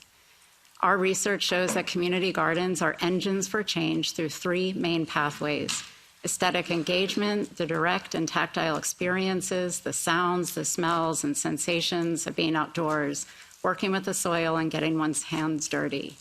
Emotional engagement, doing something because you love it, and creating beauty. And social engagement by enforcing and allowing for social participation and shared learning. Supported by local policy, these nodes, these gardens, and local residential networks can light up. They spark connection and cohesion. They create purpose and meaning. These impacts have a contagion effect across cities and countries, revealing the scalability of garden policies, environments, and programs. Next slide, please. And the third point I want to make is that when we bring nature and social intervention together, and we amplify it by linking it to our health and social systems, we extend the reach and impact to address loneliness across populations, including our most vulnerable and marginalized communities. Gardens have been an important teacher in how the environment can target the most proximal of health determinants, loneliness. We are building on the theory and empirical evidence to expand the concept to other nature-based social interventions. And this brings me to social prescribing. It is an example that bridges a broad array of nature-based solutions with our health systems to provide non-medical solutions to alleviate loneliness across the lifespan. The Circle of Friends intervention designed by our partners at the University of Helsinki and the Finnish Association for the Welfare of Older People represents one of the best practices to reduce loneliness. It is evidence-based and it is group-based. It empowers participants to make friends, not by quantity of social relationships, but by creating a process and set of experiences that meets people's expectations. It is guided by trained facilitators. Through our H2020 Resetas project, we build on the Finnish Circle of Friends model and our Gardens research to test a new intervention, Friends in Nature, that extends across the population lifespan and incorporates nature and the arts as amplifiers of change. As Dr. Pikala, the lead investigator of Circle of Friends and a Resetas investigator, has repeatedly stated, Friends in Nature is on the edge of something new. It emphasizes aesthetic, emotional, and social engagement as the three main pathways for how social prescribing can reduce loneliness and promote quality of life. It is multi-sectoral, person-centered, group-supported, and facilitator-led. Results from our randomized controlled trials, pre-post studies, and health economic evaluations will provide the needed evidence to inform whether and how the solution works, for whom, and at what cost. In conclusion, we are in a unique moment with ample investments across the EU to provide society with better design, architecture, and arts to support beautiful, inclusive, and sustainable communities. This idea, which harkens back to the days of the Bauhaus, has been rescued by the European Union under the guise of the new European Bauhaus. This movement is well aligned with community and nature-based interventions to alleviate loneliness, leveraging best practices, planning concepts like the Barcelona Superblocks, social interventions like Circle of Friends in Finland, and Friends in Nature, which is global, to work hand in hand with health systems to support initiatives like nature-based social prescribing. These solutions create meaning, purpose, and belonging, are co-created, multi-sectoral, and adaptable to diverse contexts. Such strategies will help us alleviate loneliness and go a long way to restoring trust and hope and creating thriving communities. Thank you, honorable members, for your attention and consideration of these key points.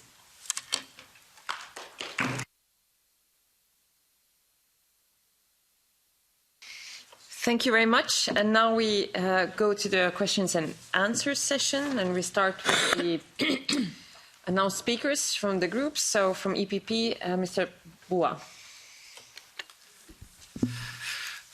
Szanowna Pani Przewodnicząca, drodzy Państwo, jak słyszymy, samotność jest wielkim wyzwaniem społecznym, wielopodmiotowym i wielowymiarowym.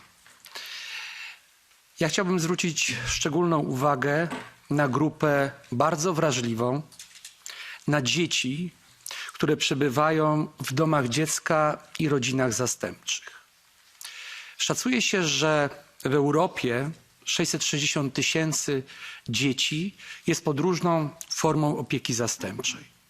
W moim kraju, w Polsce, 17 000 dzieci przebywa w instytucjach opiekuńczych i na szczęście większość dzieci, ponad 58 000, już w rodzinach zastępczych.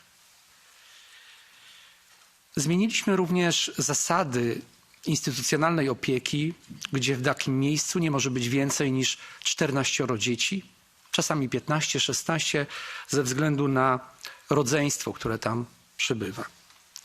Chciałbym też przy okazji podziękować wszystkim autorom obecnego Europejskiego Funduszu Społecznego, że stworzyliście nam szansę, abyśmy takie przedsięwzięcia wspierali, realizowali i dzięki projektom partnerskim zaangażowali różnych interesariuszy tej pomocy dla tych dzieci. ważne jest to, aby w centrum uwagi naszej, uwagi, pracy, zamierzeń było dziecko. I dzięki temu potrafimy zaangażować pracowników społecznych, czasami kuratorów sądowych, pracowników różnych instytucji, nauczycieli, aby w swoim miejscu zamieszkania, w swoim miejscu funkcjonowania potrafili się poświęcić tym dzieciom. Ja jako marszałek województwa jeszcze do czerwca tego roku w takich projektach potrafiłem zaangażować 10 000 osób. Przede wszystkim to były projekty partnerskie, gdzie wszyscy siebie nawzajem widzieli, jakie powinni mieć zadania, aby pracować dla dzieci samotnych ze względu na brak opieki nad rodzicami. Bardzo dobrze się składa, że dzisiaj mówimy o nowej strategii Europejskiego Funduszu Społecznego po 2027 roku, bo chciałbym, żeby była dobra kontynuacja i żeby na te działania, które rozpoczęliśmy w całej Europie, znalazły się pieniądze, aby ludzie mieli poczucie bezpieczeństwa, jeżeli chcą się podjąć tak trudnych wyzwań. Dziękuję bardzo. Thank you. And then Mrs. Regner from the S&D. Precise question and one general one. The precise one to Professor Jill Litt, community garden. I mean, that's fascinating. So could you go a little bit more in depth? Because I think this is really a fantastic example where we can bring so many things together. And this is really sort of an example we should really draw conclusions of and embed it.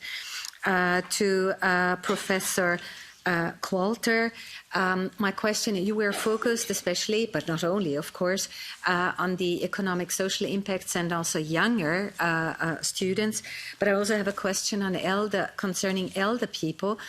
Isn't it somehow that it's sort of a stigma, shame when you're getting elder and maybe you can't move properly or health doesn't allow it? That this is also some element of getting lonely because of being sort of ashamed or thinking I mean, I just put it like this. It's more the age question. Did you look in depth also into this area, that this is also one step more of drifting into loneliness? And to Professor Maike Luhmann, the general question, I mean, it's a classic pilot project. So we have an idea in the European Parliament. We would do something. I just say I would love us as European parliamentarian to push the Commission, and I see some very positive elements, that we have something like a loneliness strategy embedded into the pillar of social rights, but somehow, of course, this needs to be built on something. So step 2 is then the networking, to put all those facts and figures, the fantastic facts and figures where we need more, together. So what is your advice precisely to go in depth there, that we bring all those fantastic facts, figures, conclusions you put on the table together? Thank you. And then Mrs. Bartoszek from the Patriots. She's not here. Mrs. Gemma from ECR. Okay. And then I have Mrs. Jana Thom from Renew.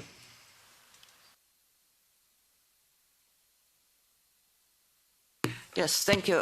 Thank you very much. It was really very interesting hearing. Thank you, everybody. But while I was listening, I was looking at the map of Europe and also at the indicators of loneliness in different member states. When I came here, I had clear understanding, like, well, if we know nothing, then we have a very clear understanding of things, right?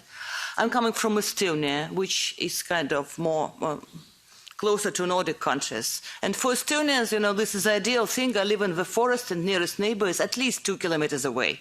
I don't want to see him every day. I don't feel lonely. And I had a feeling that maybe, there are some cultural differences, but when I look at the map, I cannot connect the dots. Can please somebody help me out?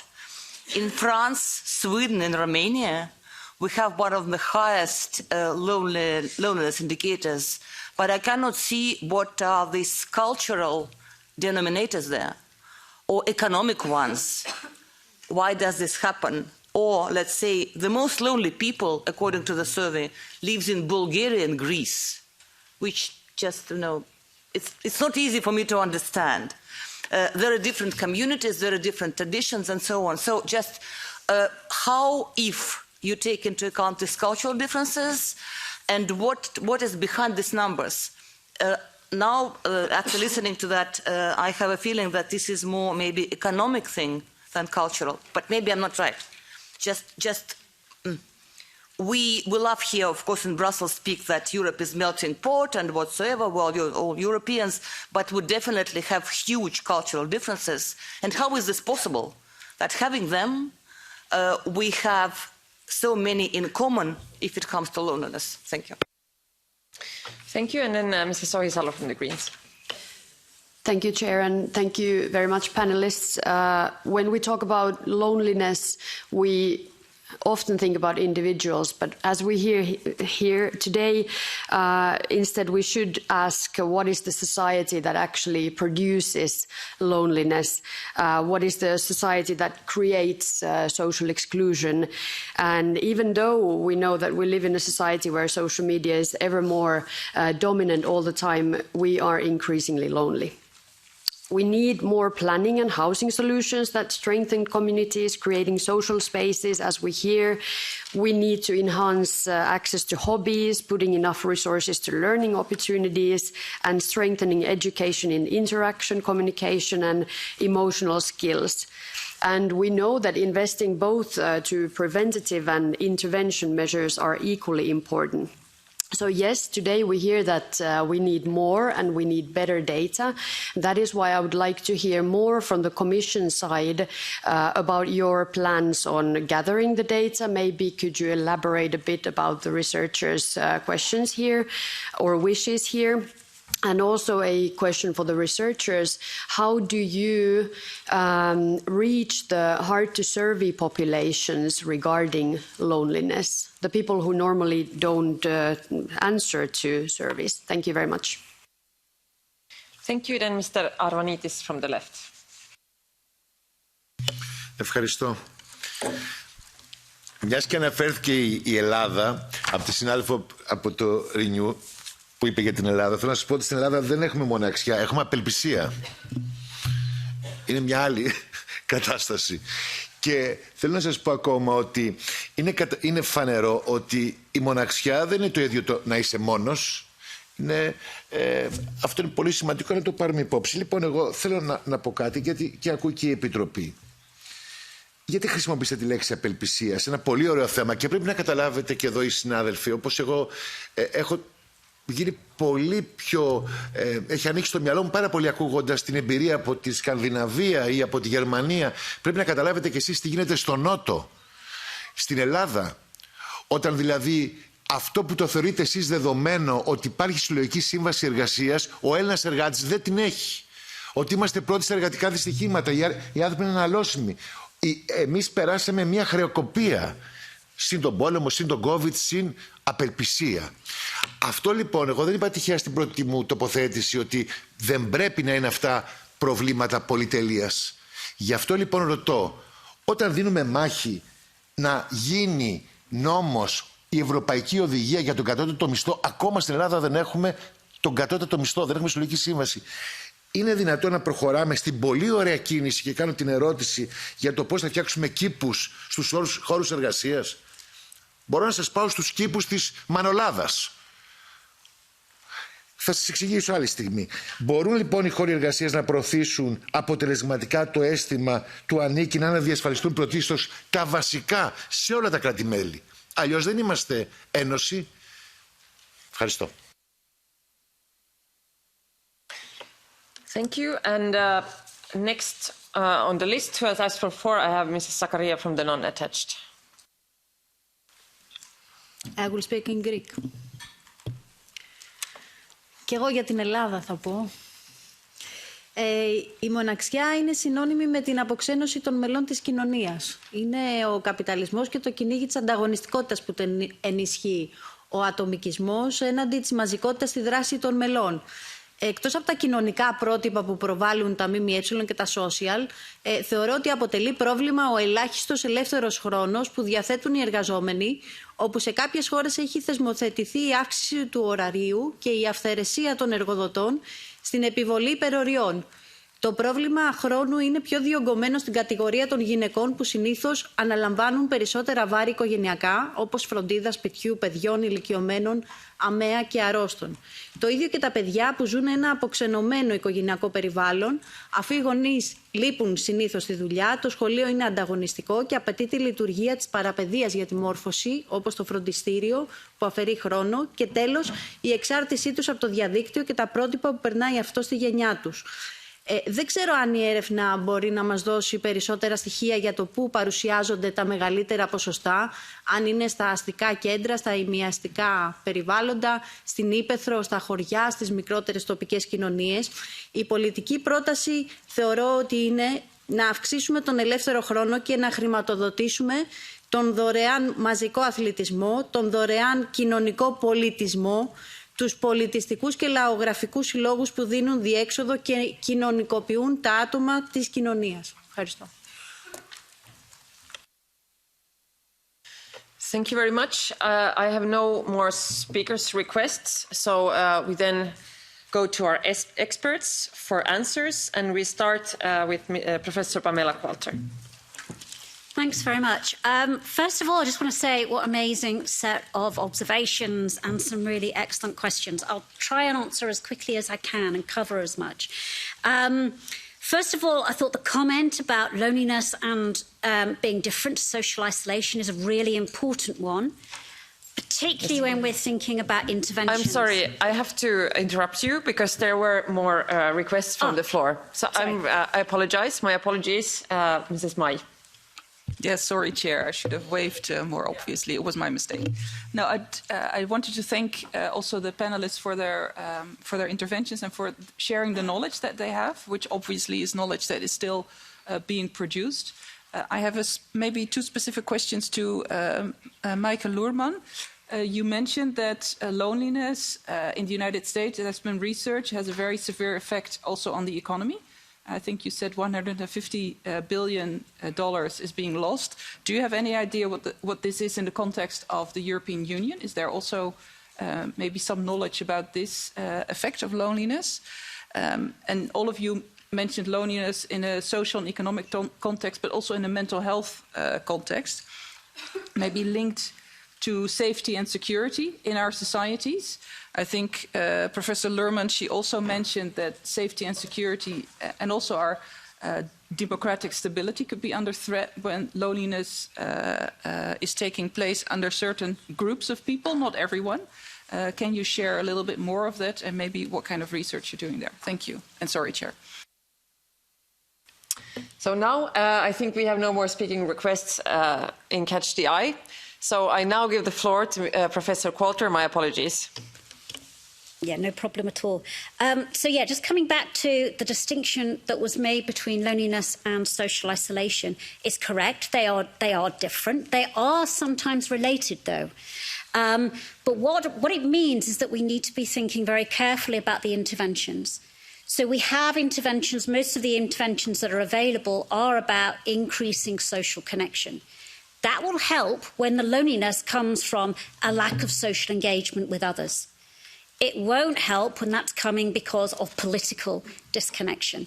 So there is an important thing there to be remembering that there isn't going to be one size fits all with any intervention. We need to have a range of interventions available and people can fit. Now, of course, what that means is we need better research to be able to understand the type of intervention and who it works for.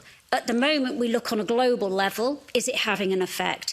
We need to be much more systematic about the research that we do. So that's a call for all researchers that might be watching online, but also for those of us that know researchers, is to make sure that we ask them to start looking much more systematically at subgroup effects.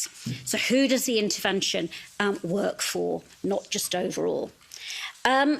We had comments about differences in loneliness across the EU or across Europe and what might be driving that. Well, actually, from several large pieces of work, what we found is that Socioeconomic differences are the key to predicting loneliness, not necessarily country-level cultural differences. But the key cultural difference that stands out is power imbalance. In countries where there is a significant power imbalance, we see higher reports of loneliness. And we see that amongst adults, but we also see that amongst children and young adolescents as well. One other key point I wanted to pick up on was the childhood experiences and the importance of focus on children and families. We know actually very little about those adverse childhood experiences and how they contribute to loneliness during adolescence or in adulthood. What we do have is just that cross-sectional data, so only at one time point where people are reflecting on their experiences during childhood. We need to have much better data. Now, some of you will have that at country level, from country level surveys and country level data collections. And I think really that's about looking at what data we have available in countries and then having a look at how we can work with academics to make sure that we analyse those data. So it's not new data collection, it's looking at what we already have and be able to look at that in systematic ways. I've probably not covered very many answers, but I think that there were specific questions for both my colleagues. So I'm going to pass over if that's okay. Yes, thank you very much. And then Mrs. Michael-Lohmann. Yeah, thank you for those very interesting questions. I will start with those that were directly addressed to me. Regarding the network that we intend to build, the overarching goal is really to get lots of different people and groups together at the same table who so far don't speak to each other. My personal experience in Germany is that there's a lot of bottom-up initiatives, a lot of very engaged people who want to address this problem, but they don't find support, they don't know who else to talk to, they don't get funded. So there really are a lot of good ideas out there, and our goal is to all bring them to the table. We will do this by getting to those countries, visiting many countries. Judith Merkis will do this, and trying to connect to all kinds of stakeholders there. We will also do this by organizing an international conference. And our goal is to get information from those different stakeholders, but also to sensitize stakeholders for the issues. For example, companies or innovation sectors where this is not yet a big issue. Regarding the question on the economic costs, to my knowledge, there's no EU-wide study that has estimated the economic costs. I know of some that have been done in the UK, I believe. But I would imagine that we would find similar numbers, right? Because the population size is similar, and we know that loneliness is an issue in the United States, probably in a similar way and to a similar extent as it is here. So I wouldn't be surprised if we found the same estimates or similar estimates if such a study would be done here. Regarding the issue with safety and security, I'm very grateful that this was brought up because, yes, I think this is another way how we have to begin to think about loneliness. It's not just public health, it's much more. I also have to emphasize, though, that research on this topic is really just starting out. So we really have a handful of studies so far. But what they show is disconcerting because there seems to be a tendency of lonely people to generally distrust others, distrust institutions, distrust democracy. And they basically look out for where can I get new connections? Where can I get a sense of belonging? And they often find it in groups that are extremists and that are not in support of our democracy. So some other issues, I also want to take up the question regarding the cultural difference and make an additional point here. Some of the differences we might see among countries might also stem from the fact that the loneliness questions we asked are not interpreted the same way. I want to emphasize that the way loneliness was measured in the EU Loneliness Service was really state-of-the-art. But we also know that there's limitations. We need to understand better whether when we ask people how connected they are or how lonely they are, whether someone from Estonia or someone from Greece or someone from Germany understands this the same way and responds the same way. So I think my time is up. Thank you. Thank you very much. And then Mrs. Gillett. Thank you. So I will also just start with some of the questions that were directed towards me, and I think the main one was about the gardens. And what I find fascinating, the way I think about gardens is a stealth health intervention. It is not about health. People do it because it makes them feel good. They do it because they're looking for a connection, a sense of belonging. But by virtue of participating in these settings, they go on to have these other benefits that they didn't really intend to do. So this is a really nice way to think about how we intervene, is to stop calling it something and just bringing people together in these core things like making connection, finding purpose, finding a way to belong with a strong social organization. The nature and natural environment like a garden or other places like parks with some structure provide a really nice way to amplify the experience and ignite the processes that make us feel better. So the garden was our teacher in that way, but we know that not everybody gardens. So how else do we spread the word?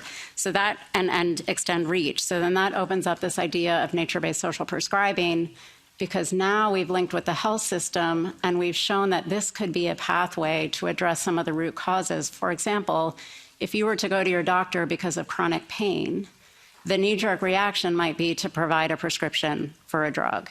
But maybe if we took a step back and said, what are the root causes of pain, we might start to unravel that this is really about feeling disconnection and there's an inflammatory response. And when it's acute, it's treatable. When it's chronic, it leads to very severe health conditions. So this is where the social prescribing becomes a nice pathway, an engine. It's something that can be adapted to all kinds of cultures, environments, geographies, and so forth. That's why what led us to this social prescribing intervention.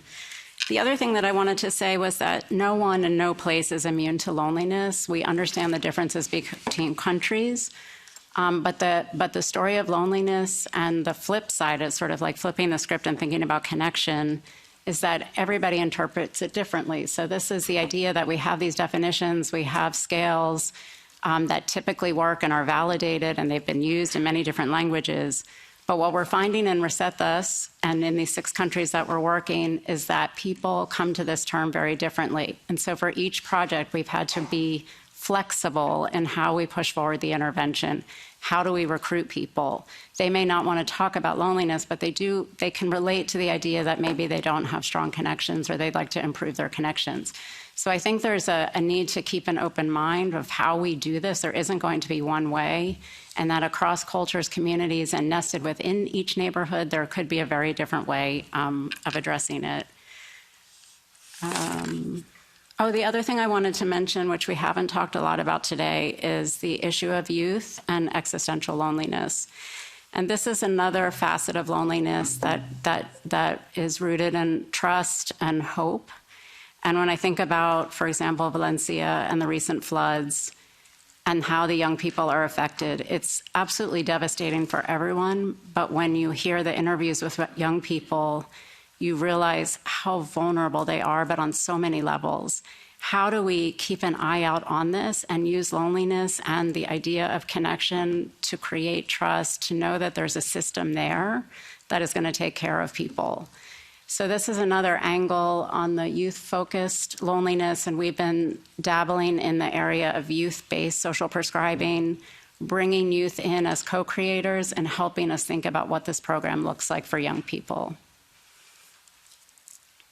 One final point, if I have time. Oh, no, I'm over. But the other point I want to make is that what's been critical to our work is the partnership with third sector organizations. They are needing the support to be able to partner with health systems on these very difficult topics. So I like to think that we have a lot of resources at the local level, but we need to make sure that there's support for them to participate.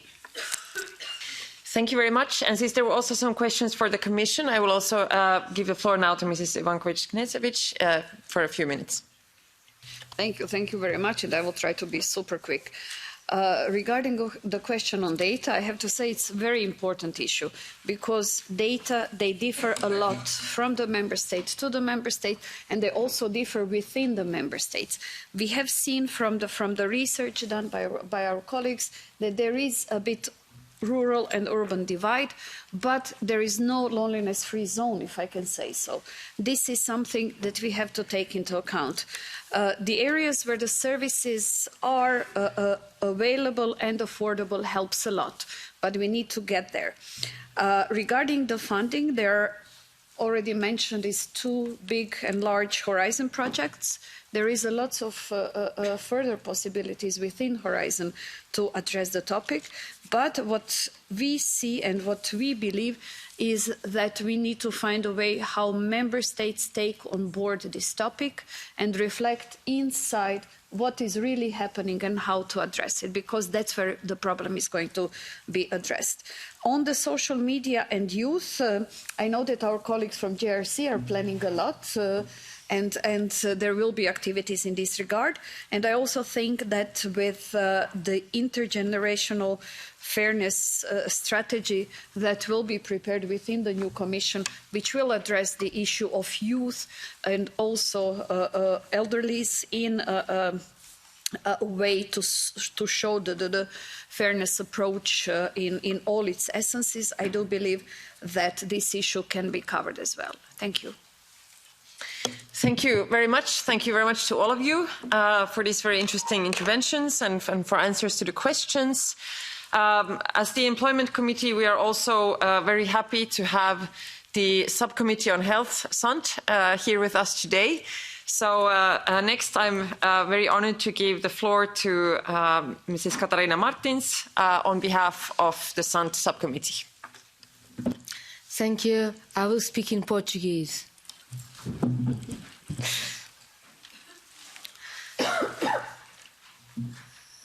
Em nome da Subcomissão SANT, queria começar por agradecer a possibilidade de estarmos aqui a partilhar este trabalho que tem sido feito pela EMPL e agradecer à EMPL ter promovido a possibilidade de se estar a fazer este estudo e, claro, agradecer muito às especialistas que hoje partilharam connosco o nosso trabalho, o seu trabalho e aquilo que sabem é muito importante para nós.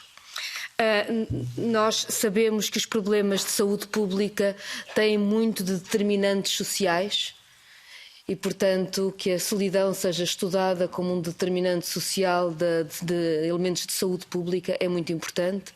Muitas das questões que aqui trouxeram relacionadas com a saúde são questões que têm ocupado o trabalho deste Parlamento nas mais variadas áreas, quando falamos de questões como diabetes, obesidade, questões cardiovasculares, questões da saúde mental que têm estado muito presentes e, portanto, o vosso estudo, a vossa reflexão é mesmo muito importante para o que tentamos fazer. Há algo que foi dito que me parece muito importante assinalar, que é o facto de a solidão e do isolamento social não ser um problema individual e não ser uma questão que depende de uma vontade própria para resolver. Acho que a vossa perspectiva, a vossa informação, os dados que têm são muito importantes porque há sempre estigma associado a lidar com estas questões e é tão importante que desapareça o estigma, que desapareça o peso sobre o indivíduo e possamos assumir esta questão como uma questão coletiva, como uma questão estrutural e que tem de ser assim abordada.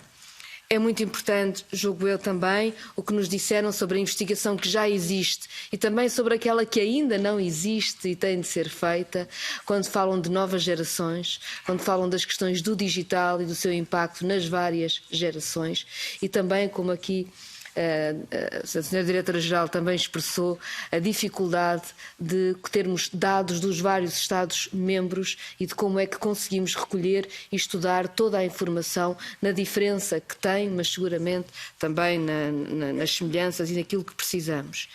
É muito interessante tudo o que dizem sobre as questões da desigualdade social, é provavelmente o maior determinante de saúde pública quando abordamos qualquer questão, essa já sabemos. Muito importante que seja possível relacioná-los com as questões do urbanismo, da educação, do trabalho, todas estas questões e tenhamos sempre esta perspectiva ampla que eu espero que se mantenha na SANT, esta perspectiva de saúde pública bastante ampla. Espero que se continue este trabalho, acho que é muito interessante, acho que este Parlamento terá todo o interesse em lutar para que haja meios para que o vosso trabalho continue e para também que haja mais articulação com a investigação que pode ser feita a nível dos Estados-membros, ela é muito necessária e depois, claro, que os vossos dados e que a vossa evidência sirva às melhores políticas. Muito obrigada e muito obrigada à EMPL. Thank you very much, and thank you all the speakers, everyone who has contributed. I think we got a lot of a good overview of this issue, of the importance and impact loneliness has, and also a lot of food for thought regarding our work ahead, both regarding the role of having good data and also ongoing research and data collection regarding loneliness. On impact evaluation, and also on the need to kind of link these issues to policies regarding economic equality, social justice, and so on. And I think also from the Commission side, mentioning the upcoming action plan regarding the pillar of social rights and so on, I think there's a lot for us to work on regarding that. So thank you very much. We end this part of our meeting. And we now move on to the next point, which is the European Social Fund plus post-2027.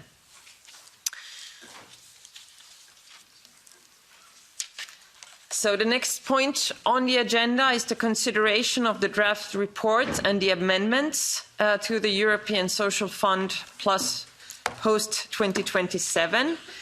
I will therefore start by giving the floor to the rapporteur for a maximum of 5 minutes to present her draft report and to introduce the exchange of views on the draft report and the amendments that were tabled.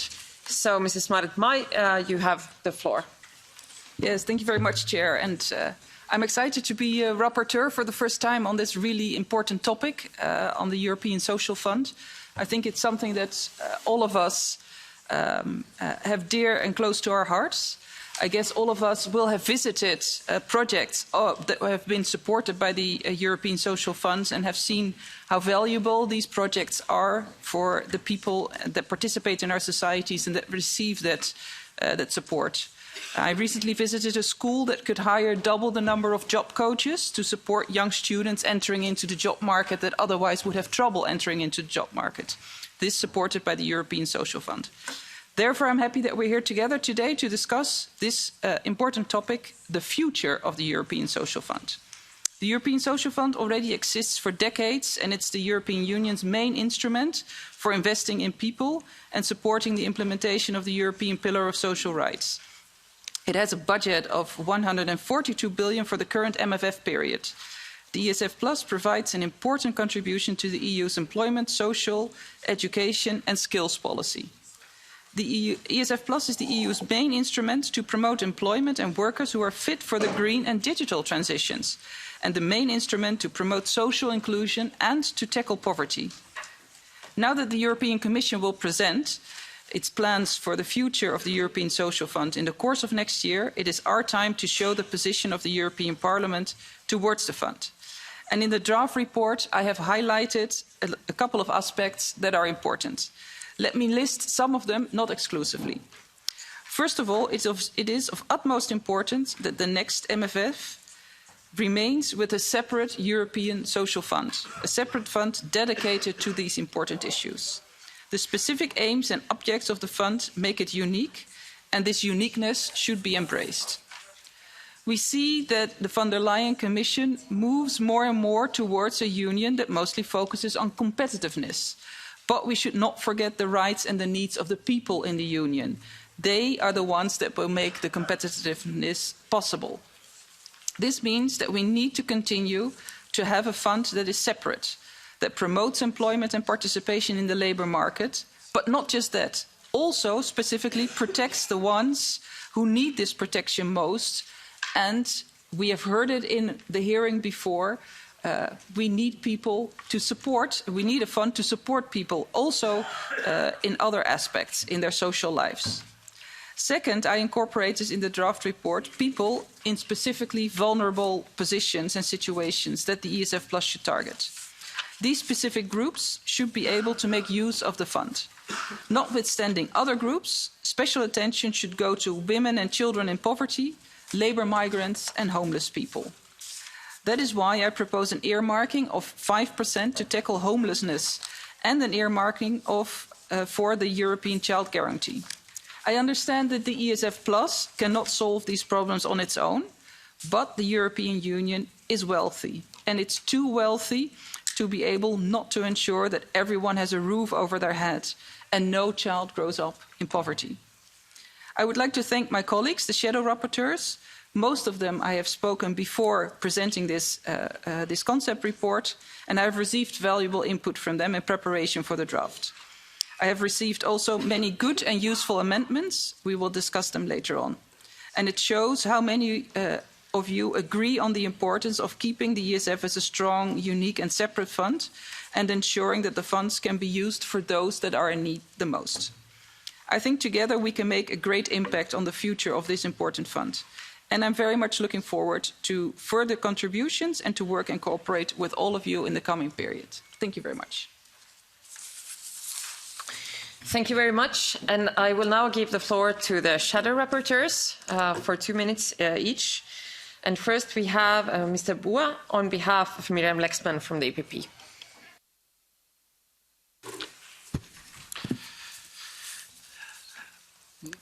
Drodzy koledzy, szanowni państwo, pani poseł Lexman, sprawozdawczyni z ramienia EPP, nie mogła dzisiaj przyjść, dlatego pozwólcie, że przeczytam jej przesłanie. Przede wszystkim chciałbym podziękować sprawozdawczyni pani Marit Maj za jej projekt sprawozdania i za konstruktywne podejście podczas wstępnych spotkań i okrągłego stołu, który zorganizowała. Myślę, że pomogło nam to określić i omówić nasze priorytety. Chciałbym również podziękować moim kolegom i koleżankom z grupy za szerokie poparcie dla moich poprawek. Myślę, że wszyscy zgadzamy się, że FS Plus jest bardzo ważnym instrumentem, który pomaga w integracji społecznej, zapewnia wsparcie najbardziej narażonym grupom, takim jak rodziny, osoby niepełnosprawne i bezrobotna młodzież, a także pomaga w budowaniu odpornej i wykwalifikowanej siły roboczej. Dlatego naszym głównym celem powinno być utrzymanie tego funduszu tak efektywnym i skoncentrowanym na celach, jak to możliwe. Jak widać z najlepszych doświadczeń z obecnego okresu programowania, warunkiem wstępnym efektywnego wdrożenia jest ścisła współpraca z lokalnymi i regionalnymi podmiotami, ponieważ to oni najlepiej znają potrzeby beneficjentów. Po drugie, obciążenia administracyjne, jak również nadmierne obciążenia ze strony rządów krajowych utrudniają korzystanie z tego funduszu, a tym samym tworzą bariery dla jego skutecznego wdrożenia. Naszym celem powinna być zatem współpraca i komunikacja z państwami członkowskimi, aby temu zapobiec. Na koniec, ale nie mniej ważne, powinniśmy skupić się na naszych kompetencjach, które mamy jako Komisja Employment i dotrzymać naszych porozumień z innymi odpowiedzialnymi komisjami, takimi jak Komisja do Spraw Budżetu. Czekam na naszą współpracę i wierzę, że będziemy w stanie wspólnie wynegocjować silny raport. Dziękuję. Thank you. Then Mrs. Bartuszek from the Patriots. Thank you very much, Chair. First of all, I would like to express my gratitude to Mrs. Mai for her constructive and thoughtful approach to this file and also for our smooth cooperation. We can all agree that helping those in need is both necessary and important. Unfortunately, it is often our poor policies that cause problems for those people. It is these bad policies that are causing European companies to close. However, I believe it is truly important to emphasize that the resources we are dealing with in this fund come from contributions of European taxpayers. It is therefore essential that every euro spent is used effectively and delivers concrete results for those who need it most. Unfortunately, much of the money often ends up in NGOs rather than directly benefiting the end beneficiaries. While NGOs can play an important role in certain situations, we must ensure that the majority of these resources are reaching the people for whom they are intended. Our ultimate goal must remain clear: to protect and prioritize the well-being of European citizens while ensuring that our policies and programs are truly effective and efficient. Thank you. Thank you very much. And next, Mrs. Gemma on behalf of Donassan from the ECR. Grazie Presidente, colleghi.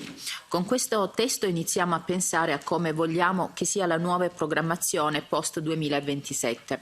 Forte dell'esperienza di gestione del Fondo Sociale Europeo in Italia, propongo un cambio di prospettiva.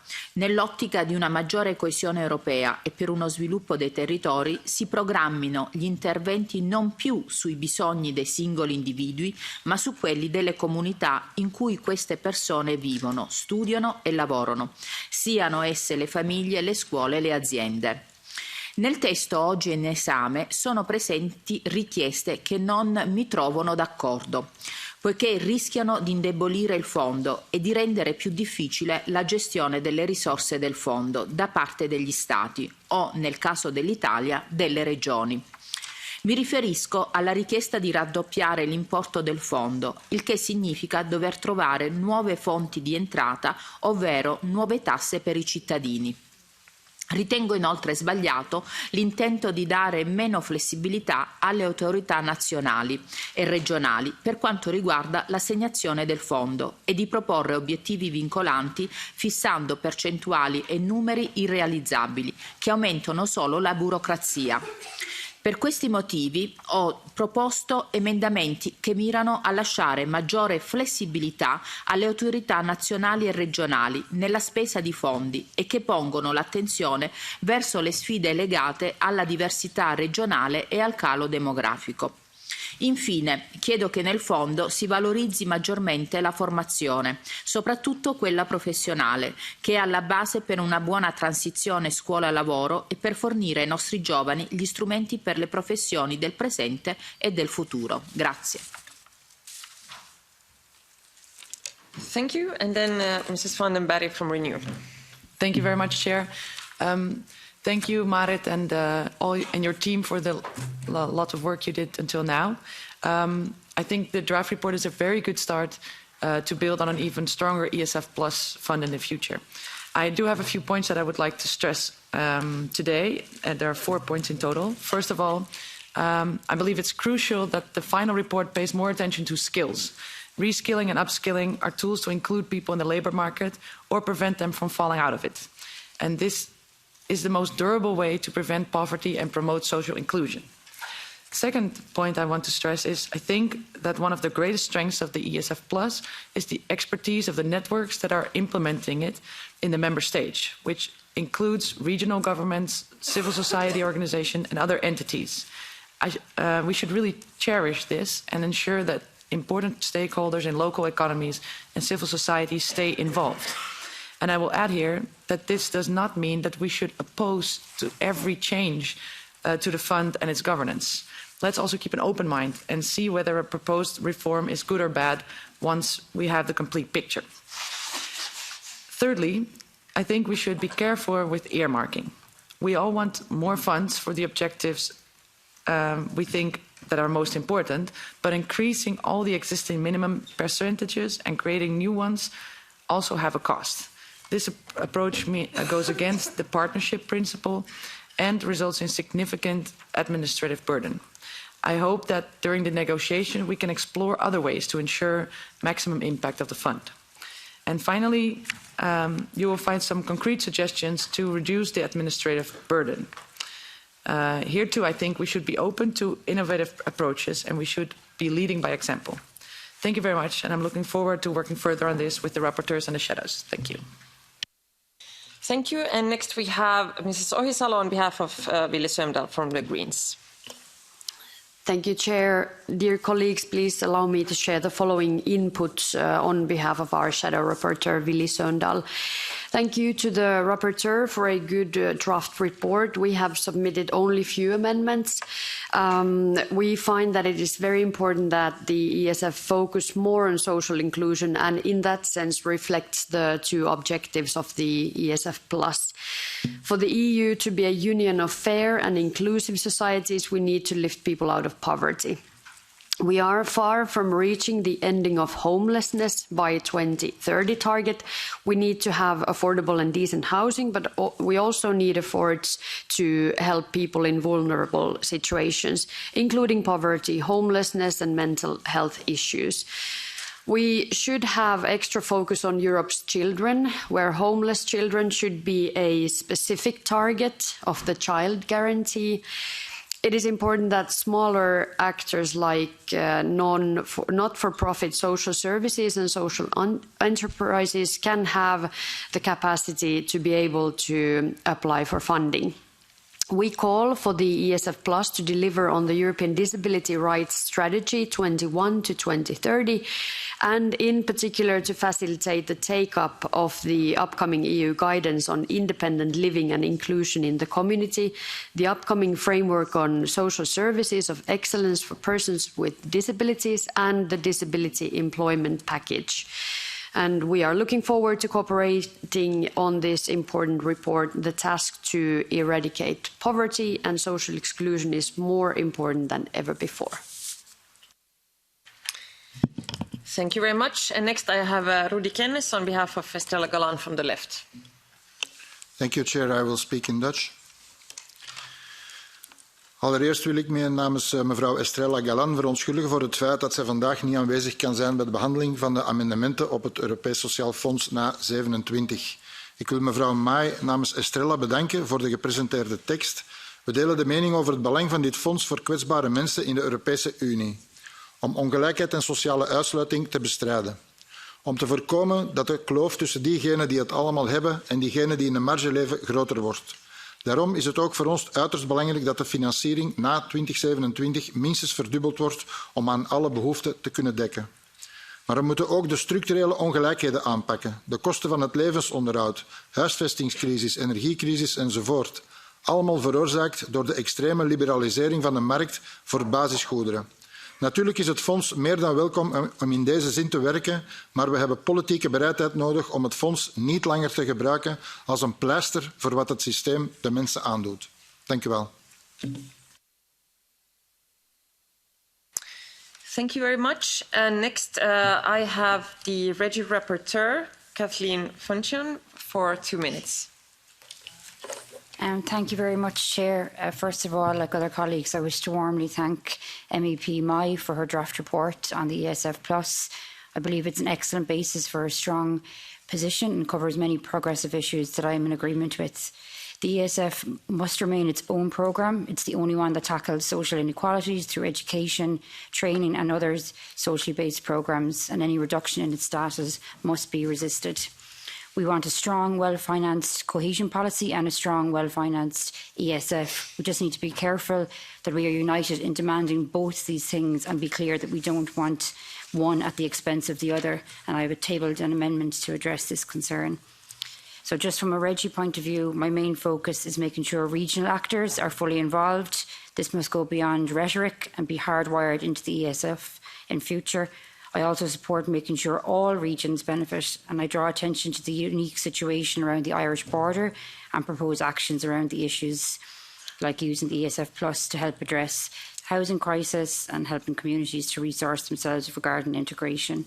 So I just wish to thank the Shadows and Regi who have tabled amendments, and I look forward to working with them to maximise the impact of the Regi position and in supporting this progressive and ambitious report. Thank you, Chair. Thank you very much. And we now open up the floor for any other members who wish to speak. First, we had Mr. Ondrus from the non-attached. Thank you very much. So, first of all, I want to thank for a great job. Very important document, well-balanced text, mentioning all important issues. So, thank you very much to everyone working on that. I have just 3 points. So first, absolutely no split, no merging with other funds for ESF Plus. Second point, fully support to the topics and fields of coverage which are mentioned in the document regarding to the ESF Plus interventions.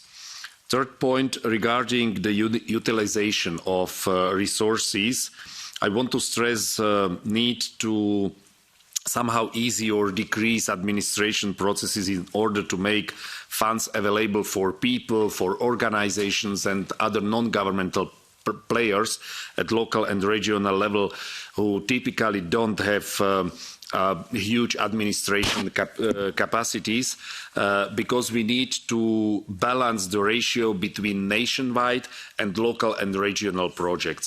So finally, separate ESF Plus is extremely important tool for securing and delivery of social investment, facing the pressure of so-called importance of competitiveness and improvement of competitiveness in the European Union, which in my understanding raise risks for quality of jobs and quality of lives of workers and their families. Thank you.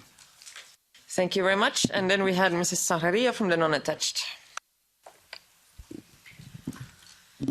Με τους συνεργάτες μου εργαστήκαμε πολύ σχολαστικά και επισταμμένα και καταθέσαμε σειρά από τροπολογίες που θεωρούμε πως αν υιοθετηθούν ενδυναμώνουν το κείμενο. Ανάμεσα σε άλλα θέσαμε τροπολογίες στα παρακάτω. Συμπεριλάβαμε στις ευάλωτες ομάδες τους πολύτεκνους και τις μονογονεϊκές οικογένειες. Με διάφορες τροπολογίες μας στοχεύουμε να αναδείξουμε την ανάγκη να λαμβάνεται υπόψη η αύξηση του κόστου ζωής και του πληθωρισμού. Καταθέσαμε τροπολογία για την ανάγκη να υπάρξουν περισσότερα κονδύλια για προγράμματα που υποστηρίζουν τους εργαζόμενους και τις κοινότητες που επηρεάζονται από την πράσινη μετάβαση. Η πράσινη μετάβαση θα πρέπει να είναι δίκαιη και όχι εις βάρος των εργαζομένων. Ζητούμε την εκπόνηση συγκεκριμένων προγραμμάτων εντός του ΕΚΤ για να εξαλειφθεί η επισφαλής εργασία, π.χ. συμβάσεις μηδενικών ωρών, προσωρινές συμβάσεις και άτυπη εργασία και να προσφερθεί υποστήριξη για τη μετάβαση σε σταθερή, πλήρους απασχόλησης και αξιοπρεπώς αμοιβόμενη απασχόληση με πλήρη δικαιώματα. Τέλος, αναδεικνύουμε τη σημασία των συλλογικών διαπραγματεύσεων, των εκπροσώπων των εργαζομένων στην όλη διαδικασία και κυρίως στη λήψη αποφάσεων σε ό,τι έχει να κάνει με τους όρους αμοιβής και συνθηκών εργασίας. Ευχαριστώ. Thank you. And Mr. Bua from the EPP. Teraz osobiste uznanie dla pani sprawozdawczyni za program i kilka moich uzupełnień z racji tego, że 10 lat zajmowałem się zarządzaniem Europejskim Funduszem Społecznym i o tym poziomie chciałbym powiedzieć. Po pierwsze, chciałbym uwzględnić kluczową rolę lokalnych i regionalnych aktorów w tworzeniu, wdrażaniu i rozliczaniu, ponieważ to oni są beneficjentami programu. Proponowałbym konieczność utrzymania zdecentralizowanego podejścia do zarządzania Europejskim Funduszem Społecznym, potrzebę odejścia od koncentracji tematycznej na poziomie europejskim. Cele powinny być uzgadniane na poziomie państw członkowskich i regionów, dlatego że potrzeby ludzi mieszkających w różnych miejscach Europy są różne i nie ma uniwersalnego rozwiązania. Konieczność dalszego rozwijania, promowania i unowocześniania Europejskiego Funduszu Społecznego Plus jest bardzo dobrym narzędziem, ale również powinien być otwarty na zmiany i reformy.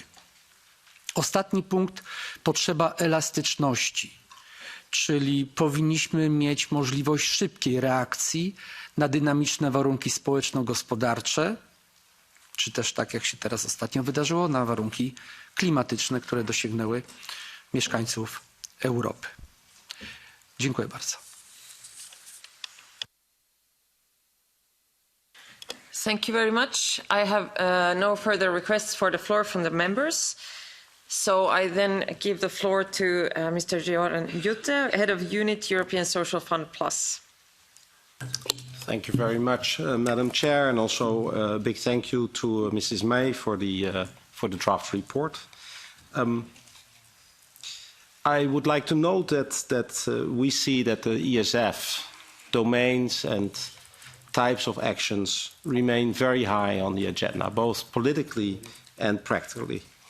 If we look at labour market shortages, skill shortages, the quality of education, or also the inclusion of those further removed from the labour market, vulnerable people, these can and must remain high on the agenda, and that is also very clear from the political guidelines of President von der Leyen in the current context.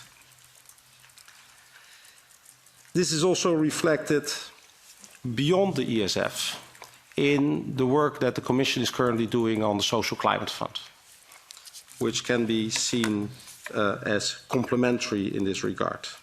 The Commission noted in particular a number of points where it's clear that the report goes in the same direction as our views, in particular the importance, for example, of education and skills development to address skill shortages, the role of the European semester, the importance of multi-level governance, the role also of the social partners, need of reducing the administrative burden, and of course the principles of transparency and accountability.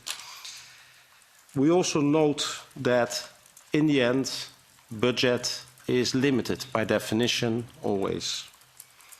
And in this context, earmarking may seem a good and useful way forward, but it has also its limits and complications, and also has implications in particular for multi-level governance and the liberty that areas and countries have to address their particular needs that should always also be considered in the context of the EU's strategic aims. Thank you very much. Thank you. And compromise amendments will be negotiated among the rapporteur and the shadows during the coming weeks. So we wish you all a fruitful outcome before the vote, which is foreseen for the 6th of February 2025. We now move on to the next point on the agenda, which is the resolution. As you remember, in their meeting on September 24th, the coordinators decided to draw up a motion for resolution on social and employment aspects of restructuring processes, the need to protect jobs and workers' rights. The sponsorship for this has been attributed to the SD and specifically to Estelle Keulemans, and there have been 284 amendments tabled. So I now firstly give the floor to Mrs. Keulemans. Merci Madame la Présidente. Je vais m'exprimer en français si ça ne pose pas de souci.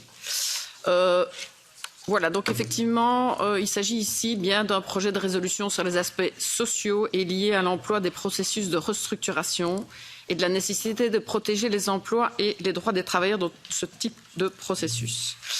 Alors peut-être rappeler aussi que ce projet de résolution est vraiment essentiel parce que nous sommes à un moment critique par rapport à des situations de restructuration, voire de fermeture de sites d'entreprises, et en particulier dans les entreprises manufacturières importantes. Peut-être souligner aussi qu'effectivement, ces restructurations, en tout cas depuis 2008, ont engendré 2,5 millions de pertes d'emplois dans l'industrie manufacturière, et que malheureusement, en tout cas, ces situations de restructuration sont pour le moment en recrudescence. On peut en parler dans le secteur évidemment automobile, on est interpellé aussi par rapport à d'autres secteurs qui sont effectivement en situation difficile, mais donc voilà, on part d'une situation de fait, d'une situation problématique, et l'objectif effectivement est, nous, en tant que parlementaires européens, d'apporter des situations et des solutions concrètes au niveau européen. Rappelez aussi que cette proposition de résolution, elle se base aussi sur de nombreux principes du socle européen des droits sociaux, dont on sait d'ailleurs que la lettre de mission de Mme Minzatou prévoit un plan d'action pour la mise en œuvre concrète de ce socle européen des droits sociaux. Donc, important aussi de peut-être souligner que ce projet de résolution y vise aussi quelque part à appliquer de manière concrète de nombreux principes de ce socle européen des droits sociaux. Je peux en souligner notamment les 1, les 3, les 4, les 5, les 7, mais les 8, et j'en aurai d'autres à citer. Mais voilà. Peut-être donc remettre en avant que les priorités donc, de cette résolution visent en tout cas à protéger les droits des travailleurs et des conditions de travail équitables lors de processus de restructuration industrielle, mais pas que, et donc de renforcer plutôt qu'affaiblir la protection des travailleurs dans ce cadre-là. Mais également de garantir des transitions justes, parce que, évidemment, et en particulier ces processus de restructuration aujourd'hui, ils sont engendrés et ils risquent encore plus de l'être demain en raison des transitions non seulement évidemment climatiques, mais également technologiques, et donc de garantir des transitions justes, anticipées et respectueuses des droits, notamment par la reconversion et le maintien à l'emploi des travailleurs et des travailleuses concernés. Peut-être rappeler aussi que cette résolution, elle s'inscrit évidemment dans le cadre de ce qu'on appelle le dialogue social et donc de renforcer les processus et les procédures de dialogue social lors de restructurations ou même en prévision de ces restructurations, puisque l'objectif aussi est d'anticiper et de ne pas attendre non plus que des situations dramatiques comme celles qui se produisent aujourd'hui malheureusement de manière nombreuse. On pourrait souligner l'entreprise d'Audi ici à Forêt, qui évidemment me touche particulièrement, ne surviennent. Donc voilà, donc, les priorités de cette résolution sont effectivement aussi d'avoir des politiques industrielles européennes ambitieuses, avec des investissements publics aussi significatifs dans des secteurs durables, des créations d'emplois de qualité et le renforcement du progrès social, mais aussi de demander d'avoir une directive sur des transitions justes, mais une transition juste et en particulièrement la transition climatique, mais également une demande aussi d'avoir une révision de la directive et des politiques de marché public pour favoriser des pratiques de travail éthique et de commerce équitable. Alors, je voudrais quand même souligner un élément, parce que c'est la première fois évidemment que j'ai l'honneur d'être rapporteuse dans cet hémicycle et dans cette commission. Mais en tout cas, j'ai été particulièrement interpellée par rapport à un courrier qui a été envoyé par Business Europe, donc qui représente les entreprises au niveau européen, et qui déjà, en tout cas, alors que ce texte n'a pas encore été ni discuté au sein de cette commission, mais même au sein des shadow rapporteurs, a déjà envoyé un courrier pour demander de purement et simplement balayer ce texte. Alors, je me permets de le dire, puisque évidemment, ici, on est dans un texte qui met en avant l'importance du dialogue social dans le cadre de restructuration, qui donc touche non seulement les entreprises, mais également les travailleurs de ces entreprises.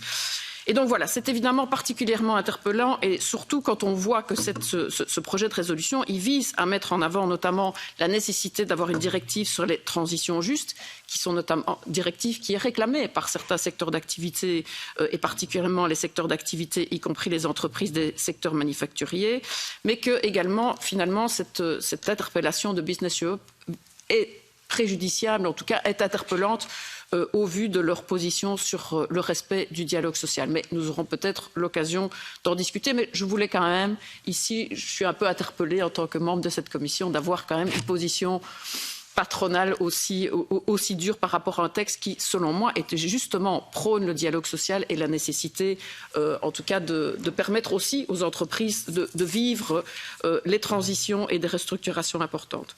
Voilà. Madame la Présidente, je voudrais aussi remercier aussi beaucoup de membres des autres groupes pour l'ensemble des amendements qu'ils ont déposés, qui sont aussi particulièrement, en tout cas, instructifs et qui viseront à renforcer le texte initial. Et voilà, je cède la parole aux autres rapporteurs parce que le travail, malheureusement, n'a fait que commencer. Nous avons seulement eu l'occasion d'avoir une réunion pour envisager les différents amendements déposés. Thank you very much. So we move over to the co-sponsors, and Mr. Radke is not here. So next I have Mrs. Didier from the Patriots. The floor is yours. Yes. Merci Madame la Présidente, Madame la rapporteure, chers collègues. Les restructurations d'entreprises sont un sujet sérieux. Souvent, elles ont lieu en période de crise, dans un contexte déjà tendu. L'objectif d'une restructuration est de préserver une entreprise, car quand l'entreprise ferme, c'est tout le monde qui est perdant, les patrons comme les salariés. La priorité doit être de maintenir l'emploi. Or, face à une industrie en berne, nous ne pensons pas que ce soit une bonne idée d'aller encore leur ajouter un fardeau réglementaire. L'Union européenne se meurt déjà de sa surréglementation. Son rôle n'est pas de s'ingérer constamment dans la gestion des entreprises. Le sujet dont nous traitons actuellement est une compétence partagée entre l'Union européenne et les États membres. Nous pensons qu'il serait préférable que les pays membres s'occupent eux-mêmes de ces problématiques. La Commission devrait déjà apprendre à gérer ces dossiers avant d'en réclamer toujours plus. Cette résolution n'aurait même pas lieu d'être. Cependant, dans un esprit constructif qui nous caractérise, il serait pertinent de ne pas se concentrer uniquement sur l'industrie automobile, puisque notre sujet s'est élargi. Il faut pouvoir intégrer tous les secteurs industriels stratégiques qui sont nécessaires à l'indépendance de l'Europe. Nous pensons aussi que le meilleur moyen de traiter le sujet des restructurations d'entreprises serait d'éviter de les rendre nécessaires. Pour cela, nous proposons par exemple d'encourager nos entreprises européennes à acheter européen. Cela permettrait de renforcer les chaînes de valeur en Europe et de relocaliser nos entreprises et nos industries. Il a aussi été question de marchés publics dont le lien avec la restructuration d'entreprises m'échappe. Le plus inquiétant sur le sujet pour les entreprises reste néanmoins que l'accès à ces marchés publics soit conditionné au fait de se laisser dicter leur politique interne de dialogue social. Si de telles propositions aboutissaient juridiquement, ce sont aussi les salariés qui seraient contraints de se syndicaliser pour éviter de pénaliser leur entreprise. C'est tout le problème lorsque l'application aveugle d'une idéologie oublie d'en regarder les conséquences. Merci. Thank you. And then Mrs. Gemma on behalf of Donna Sun from ECR.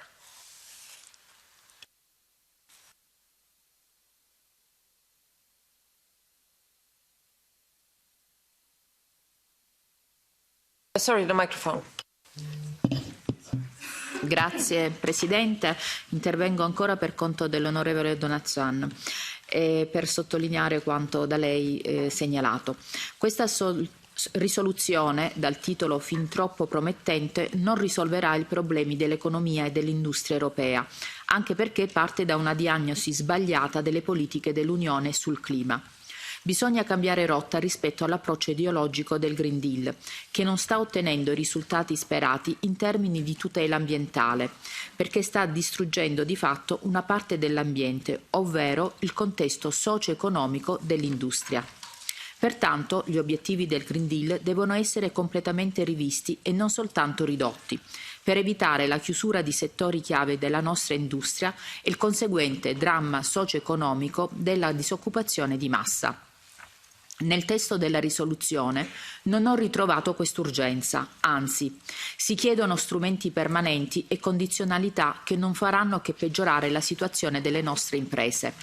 E quando un'impresa chiude, si ferma anche il mondo che ruota intorno ad essa, ovvero i lavoratori e le loro famiglie.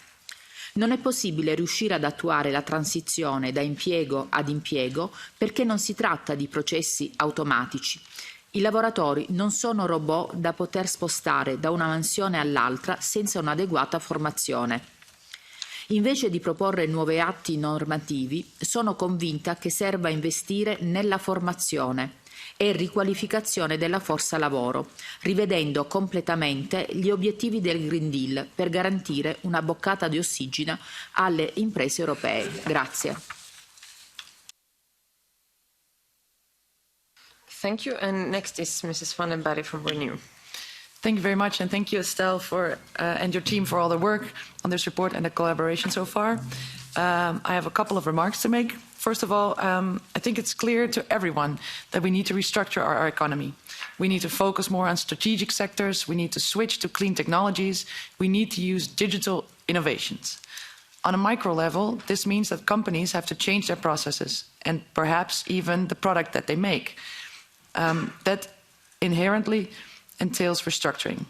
We cannot and should not try to stop restructuring. This will only hurt workers in the long run. We should ask ourselves, what can we do to make sure that restructuring happens fairly and also benefits workers? So my amendments on this resolution center on 3 points. Firstly, the best way to help a worker who is not sure whether their company or even their job will still exist in 5 years is to help them learn skills and guarantee them a job for the years to come, preferably within the same company even. This is why I have proposed amendments to emphasize the importance of reskilling and upskilling as part of the restructuring process. Secondly, restructuring of large companies does not only hit workers of that company, but also whole regions and supply chains. And we need to account for these perspectives and invest in the ecosystems of the regions. Finally, we should not make restructuring entirely impossible. Some of the proposals in this resolution would place a very high burden on the companies. I urge my colleagues to look for the right balance in this regard. So I'm looking forward to our discussion on this resolution. Thank you very much. And I'm very sorry, but I have to leave the meeting right away. So we will talk with each other next time. Thank you. Thank you. Next is Mrs. Maria Ohisalo on behalf of Sara Mathieu from the Greens. Thank you, Chair. So I take the floor on behalf of Sara Mathieu, who shadows this report for our group and could unfortunately not join us today. Please allow me to share the following inputs from Mathieu. First of all, I would like to thank the rapporteur for this excellent report. This report is timely as the European industry has recently suffered significant manufacturing closures and job losses. Workers should not be the victims of this. Their incomes and jobs should be protected, which is exactly what your report covers.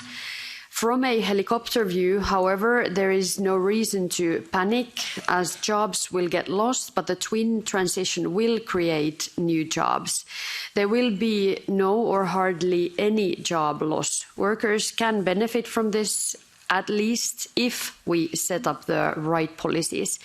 This is why we tabled amendments with concrete policy proposals on the need for a European industrial policy that is EU-funded and coordinated and delivers quality jobs and protects workers against unfair competition from third countries. We also welcome the demand for a Just Transition Directive to ensure management and anticipation of the transition and trade union involvement. Finally, yet importantly, we're also behind the proposal to revise the Public Procurement Directive. We need to strengthen social requirements in the tenders of the buyers. Public procuring amounts to 14% of the EU GDP. This is taxpayers' money that should be used for a stronger social Europe. Thank you. Thank you very much. And next is Rudy Kennis from the left. Thank you. I will speak in Dutch. Allereerst wil ik beginnen met mijn vakbondscollega mevrouw Keulemans te feliciteren met het belangrijke werk dat ze heeft verricht in haar poging om de enorme uitdaging aan te gaan waarmee we geconfronteerd worden bij de transformatie van onze industrie en tegelijkertijd de werknemers en het milieu te beschermen. Hoewel dit ontwerp een zeer goede tekst was, is het duidelijk dat onder druk van bedrijfslobby's op onze collega's ter rechterzijde is uitgeoefend, de tekst enigszins is afgezwakt. De broodwinning van miljoenen werknemers is in gevaar door onder andere het incompetente management van onder andere autofabrikanten die het geld van de belastingbetaler blijven opstrijken en daarvoor zware, vervuilende en durende auto's produceren die niemand wil, kan of kan veroorloven. Als ex-Opel-medewerker ben ik op dat vlak spijtig genoeg ervaringsdeskundige. Sprekend hiervoor vandaag is bijvoorbeeld de Audi-fabriek die in februari zal sluiten, waardoor er opnieuw duizenden werknemers zonder werk komen te zitten. In ongeveer een maand tijd hebben we trouwens in deze commissie werkgelegenheid al 2 financieringsaanvragen van de Belgische regering besproken. 1 in Limburg, waarbij honderden mensen hun job verliezen, en 1 in het voorbeeld van Match, die voornamelijk in het zuiden van het land eveneens honderden werknemers het slachtoffer laat zijn. Er zijn verschillende redenen waarom deze bedrijven failliet gaan, maar heel dikwijls hebben ze iets gemeen. En dat is dat de overheid zich nooit mag mengen. Ja, vrij ondernemingschap weet u wel, maar als er moest geïnvesteerd worden, stonden ze allemaal met de handjes open om publiek geld, geld van de belastingbetaler dus, op te strijken. En nu het fout gaat, vertrekken ze met de Noorderzon of gaan ze failliet. Maar waar is dat publiek belastingsgeld dat ze met weinig of geen voorwaarden hebben gekregen naartoe? Wij eisen in elk geval dat de ontvangen subsidies in dergelijke gevallen en de overheidstoelagen zouden moeten worden terugbetaald. Ten slotte moet er mij toch nog iets van het hart. Daar waar onze uiterst rechtse collega's zich altijd heel graag profileren als aan dezelfde kant te staan van de werkende mensen, kan ik enkel in de voorbije discussies vaststellen dat ze eens te meer aan de andere kant staan, de kant van het kapitaal als het erop aankomt om rechten van werknemers te beschermen en zeker als er verantwoordelijkheden dienen gelegd te worden bij de ondernemers. Straffer nog. Ze willen alle bescherming voor werknemers afschaffen. Ze willen de werkgelegenheid dereguleren en als ze konden, zouden ze waarschijnlijk de vakbonden nog willen afschaffen ook. Men zou zich daarvoor moeten schamen. Ik roep dan ook op om alle progressieve krachten in dit parlement te verenigen om een betere toekomst voor Europa en haar werknemers te creëren met kwaliteitsvolle, zekere en goede banen in een gezond milieu. Dank u wel. Thank you very much. And Mr. Onders from the non-attached has also asked for the floor.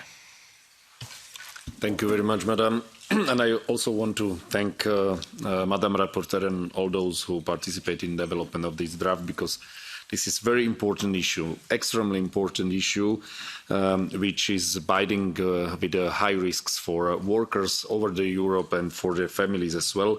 So thank you for that, and I hope that we will be able to adopt as offensive as possible, as offensive text as possible. However, I would like to turn your attention to a few amendments I submitted to the draft, and especially let me mention two of them. First is amendment to the paragraph 5. I think that instead of words, instead of plan to refuse those companies from the tenders who refuse participation in collective bargaining, we need to add or to move out of public procurement companies which have not concluded the collective agreements. Because believe me that I have a trade union background, and my experience with the collective bargaining, especially in East Europe, is that many times the collective bargaining is just a theater. Companies, especially multinational companies, only pretend to bargain, and many times the collective bargaining is not resulting in concluded agreements. I think that it is not a coincidence that even Uni Europa trade union starts a campaign, no public contract without collective agreement. And I must say that also yesterday at the S&D event regarding to minimum wage, there was very clearly presented by the acting director of Eurofund how low unionization rate is in East Europe, and this low rate of unionization in East Europe have a huge impact on ability of unions to have a power in collective bargaining. Therefore, I want to ask you for this amendment, so not to exclude from tenders just companies which refuse participate in collective bargaining, but exactly those which have not concluded the collective agreement. And second amendment is regarding to the paragraph 15. In this paragraph, we call for the establishment of comprehensive directive to address challenges and complexities associated with subcontracting in Europe. And in that regard, I would like to ask you to include my proposal, especially mention obligatory application of principle of joint and several liability of contractor for the working conditions of employees of its subcontractors. I think that this is also a very important issue, since we are facing a long supply chains or long value chains, and many times these chains are used just for decrease quality of working conditions for those workers who are at the end of chains. So that means I think that it is very important to state very clearly that establishment of any directive regarding to subcontracting must include obligatory application of principle of joint liability of contractor for the working conditions of employees who are at the end of supply chains. Thank you very much. Thank you very much. And I have no other requests for the floor from the members. So then we first give the floor to Adam Pokorny, who is head of unit Labour Law. Thank you very much, Chair, and thank you to the rapporteur for raising this really existential and crucial issue, which is what we already see that some of the extent of the challenges, as members have mentioned, Audi, Ford as well in the press today, and looking to the future. So, as you know, we're in a transition period at the moment. We're very much looking forward to discussing with our Executive Vice President the action to take in response to one of the top priorities in the mission letter, which addresses exactly this issue, which is to develop with the social partners a quality jobs roadmap to underpin and ensure just transitions. And this is clearly going to be one of the main focuses of action in the coming mandate. And it's essential that this is done together with the social partners, so very much a co-creation, a collaboration, and that social partners have the capacity to engage in this, and as members have said, that strengthening collective bargaining is going to be a very important part of this. So we will certainly be taking account of this resolution in the work that lies ahead. And I would like to just remind members of some of the existing actions and instruments that are here to address and mitigate the effect of restructuring. So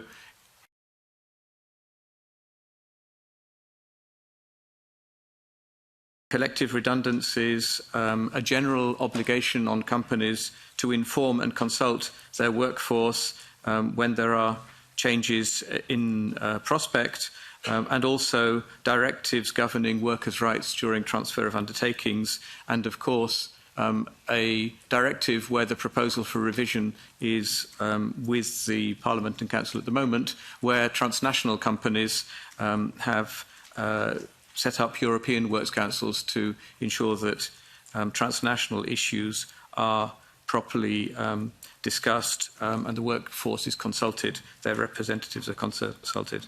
And of course, to support this in the non-legislative instrument, we still have the European Quality Framework for restructuring, which is a very useful tool for helping to manage this process and remains very much relevant. It was created in 2013, evaluated in 2018, and remains a very relevant instrument.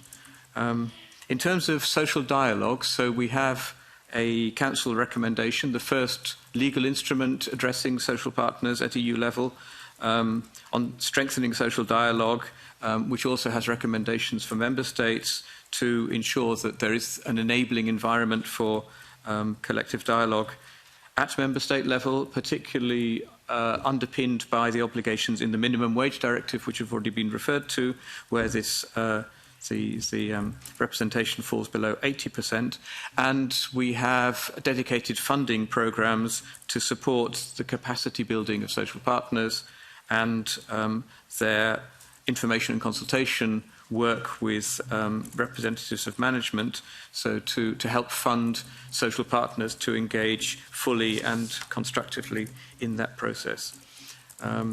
Staying on funding, so members have already mentioned the very important European Globalisation Adjustment Fund, which is actually outside the budget framework, outside the multi-annual financial framework ceilings, and allows the EU a lot of flexibility to react to unexpected events and to support active labour market policy measures for those who are directly affected by restructuring, and we know just how traumatic and dramatic that can be.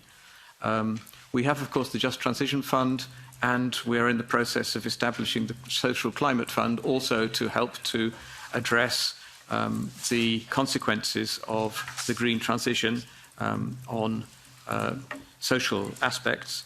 And, of course, the European Social Fund supports particularly the adaptation of skills, active labour market policies to help workers where there have been closures to reskill and upskill and to find fulfilling and high-quality jobs following that process, because that is a process which is going to happen, and we need to make sure that we have all of the elements in place to deal with it. And then finally, as a number of members have mentioned, skills is essential. It's not just a matter of funding, it's also a matter of policy and cooperation between the different actors, between the stakeholders.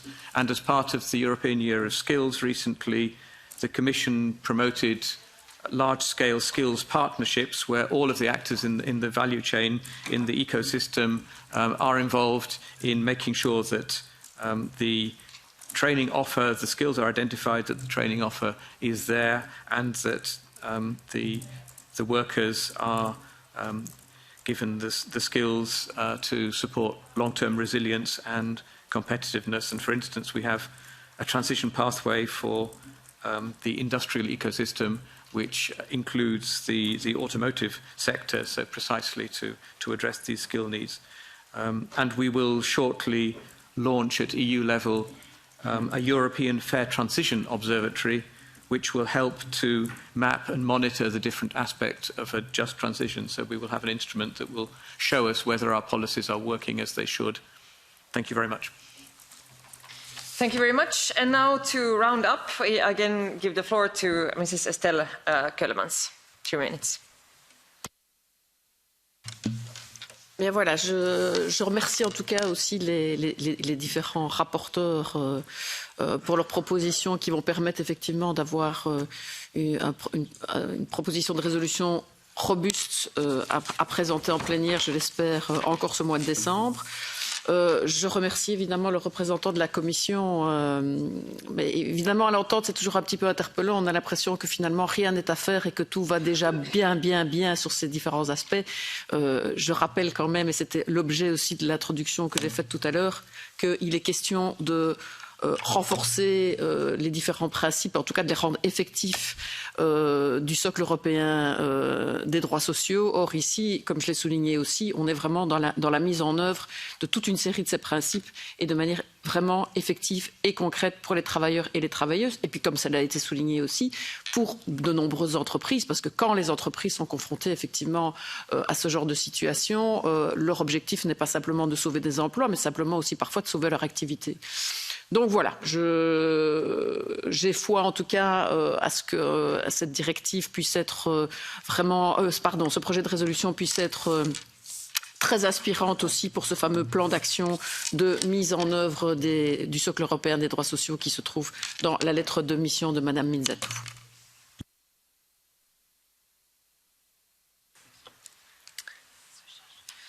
Thank you very much. Compromise amendments will continue to be discussed among the political groups during the upcoming meeting on December the 3rd. And we wish the sponsor of this motion for resolution and the shadows fruitful outcomes before the vote. And once again, the vote in EMPL is foreseen for the 12th of December 2024. So that was the end of today's agenda, and our next committee meeting will take place on Monday the 2nd and Tuesday the 3rd of December here in Brussels. And we will continue with the coordinators meeting at 2:30. Thank you very much.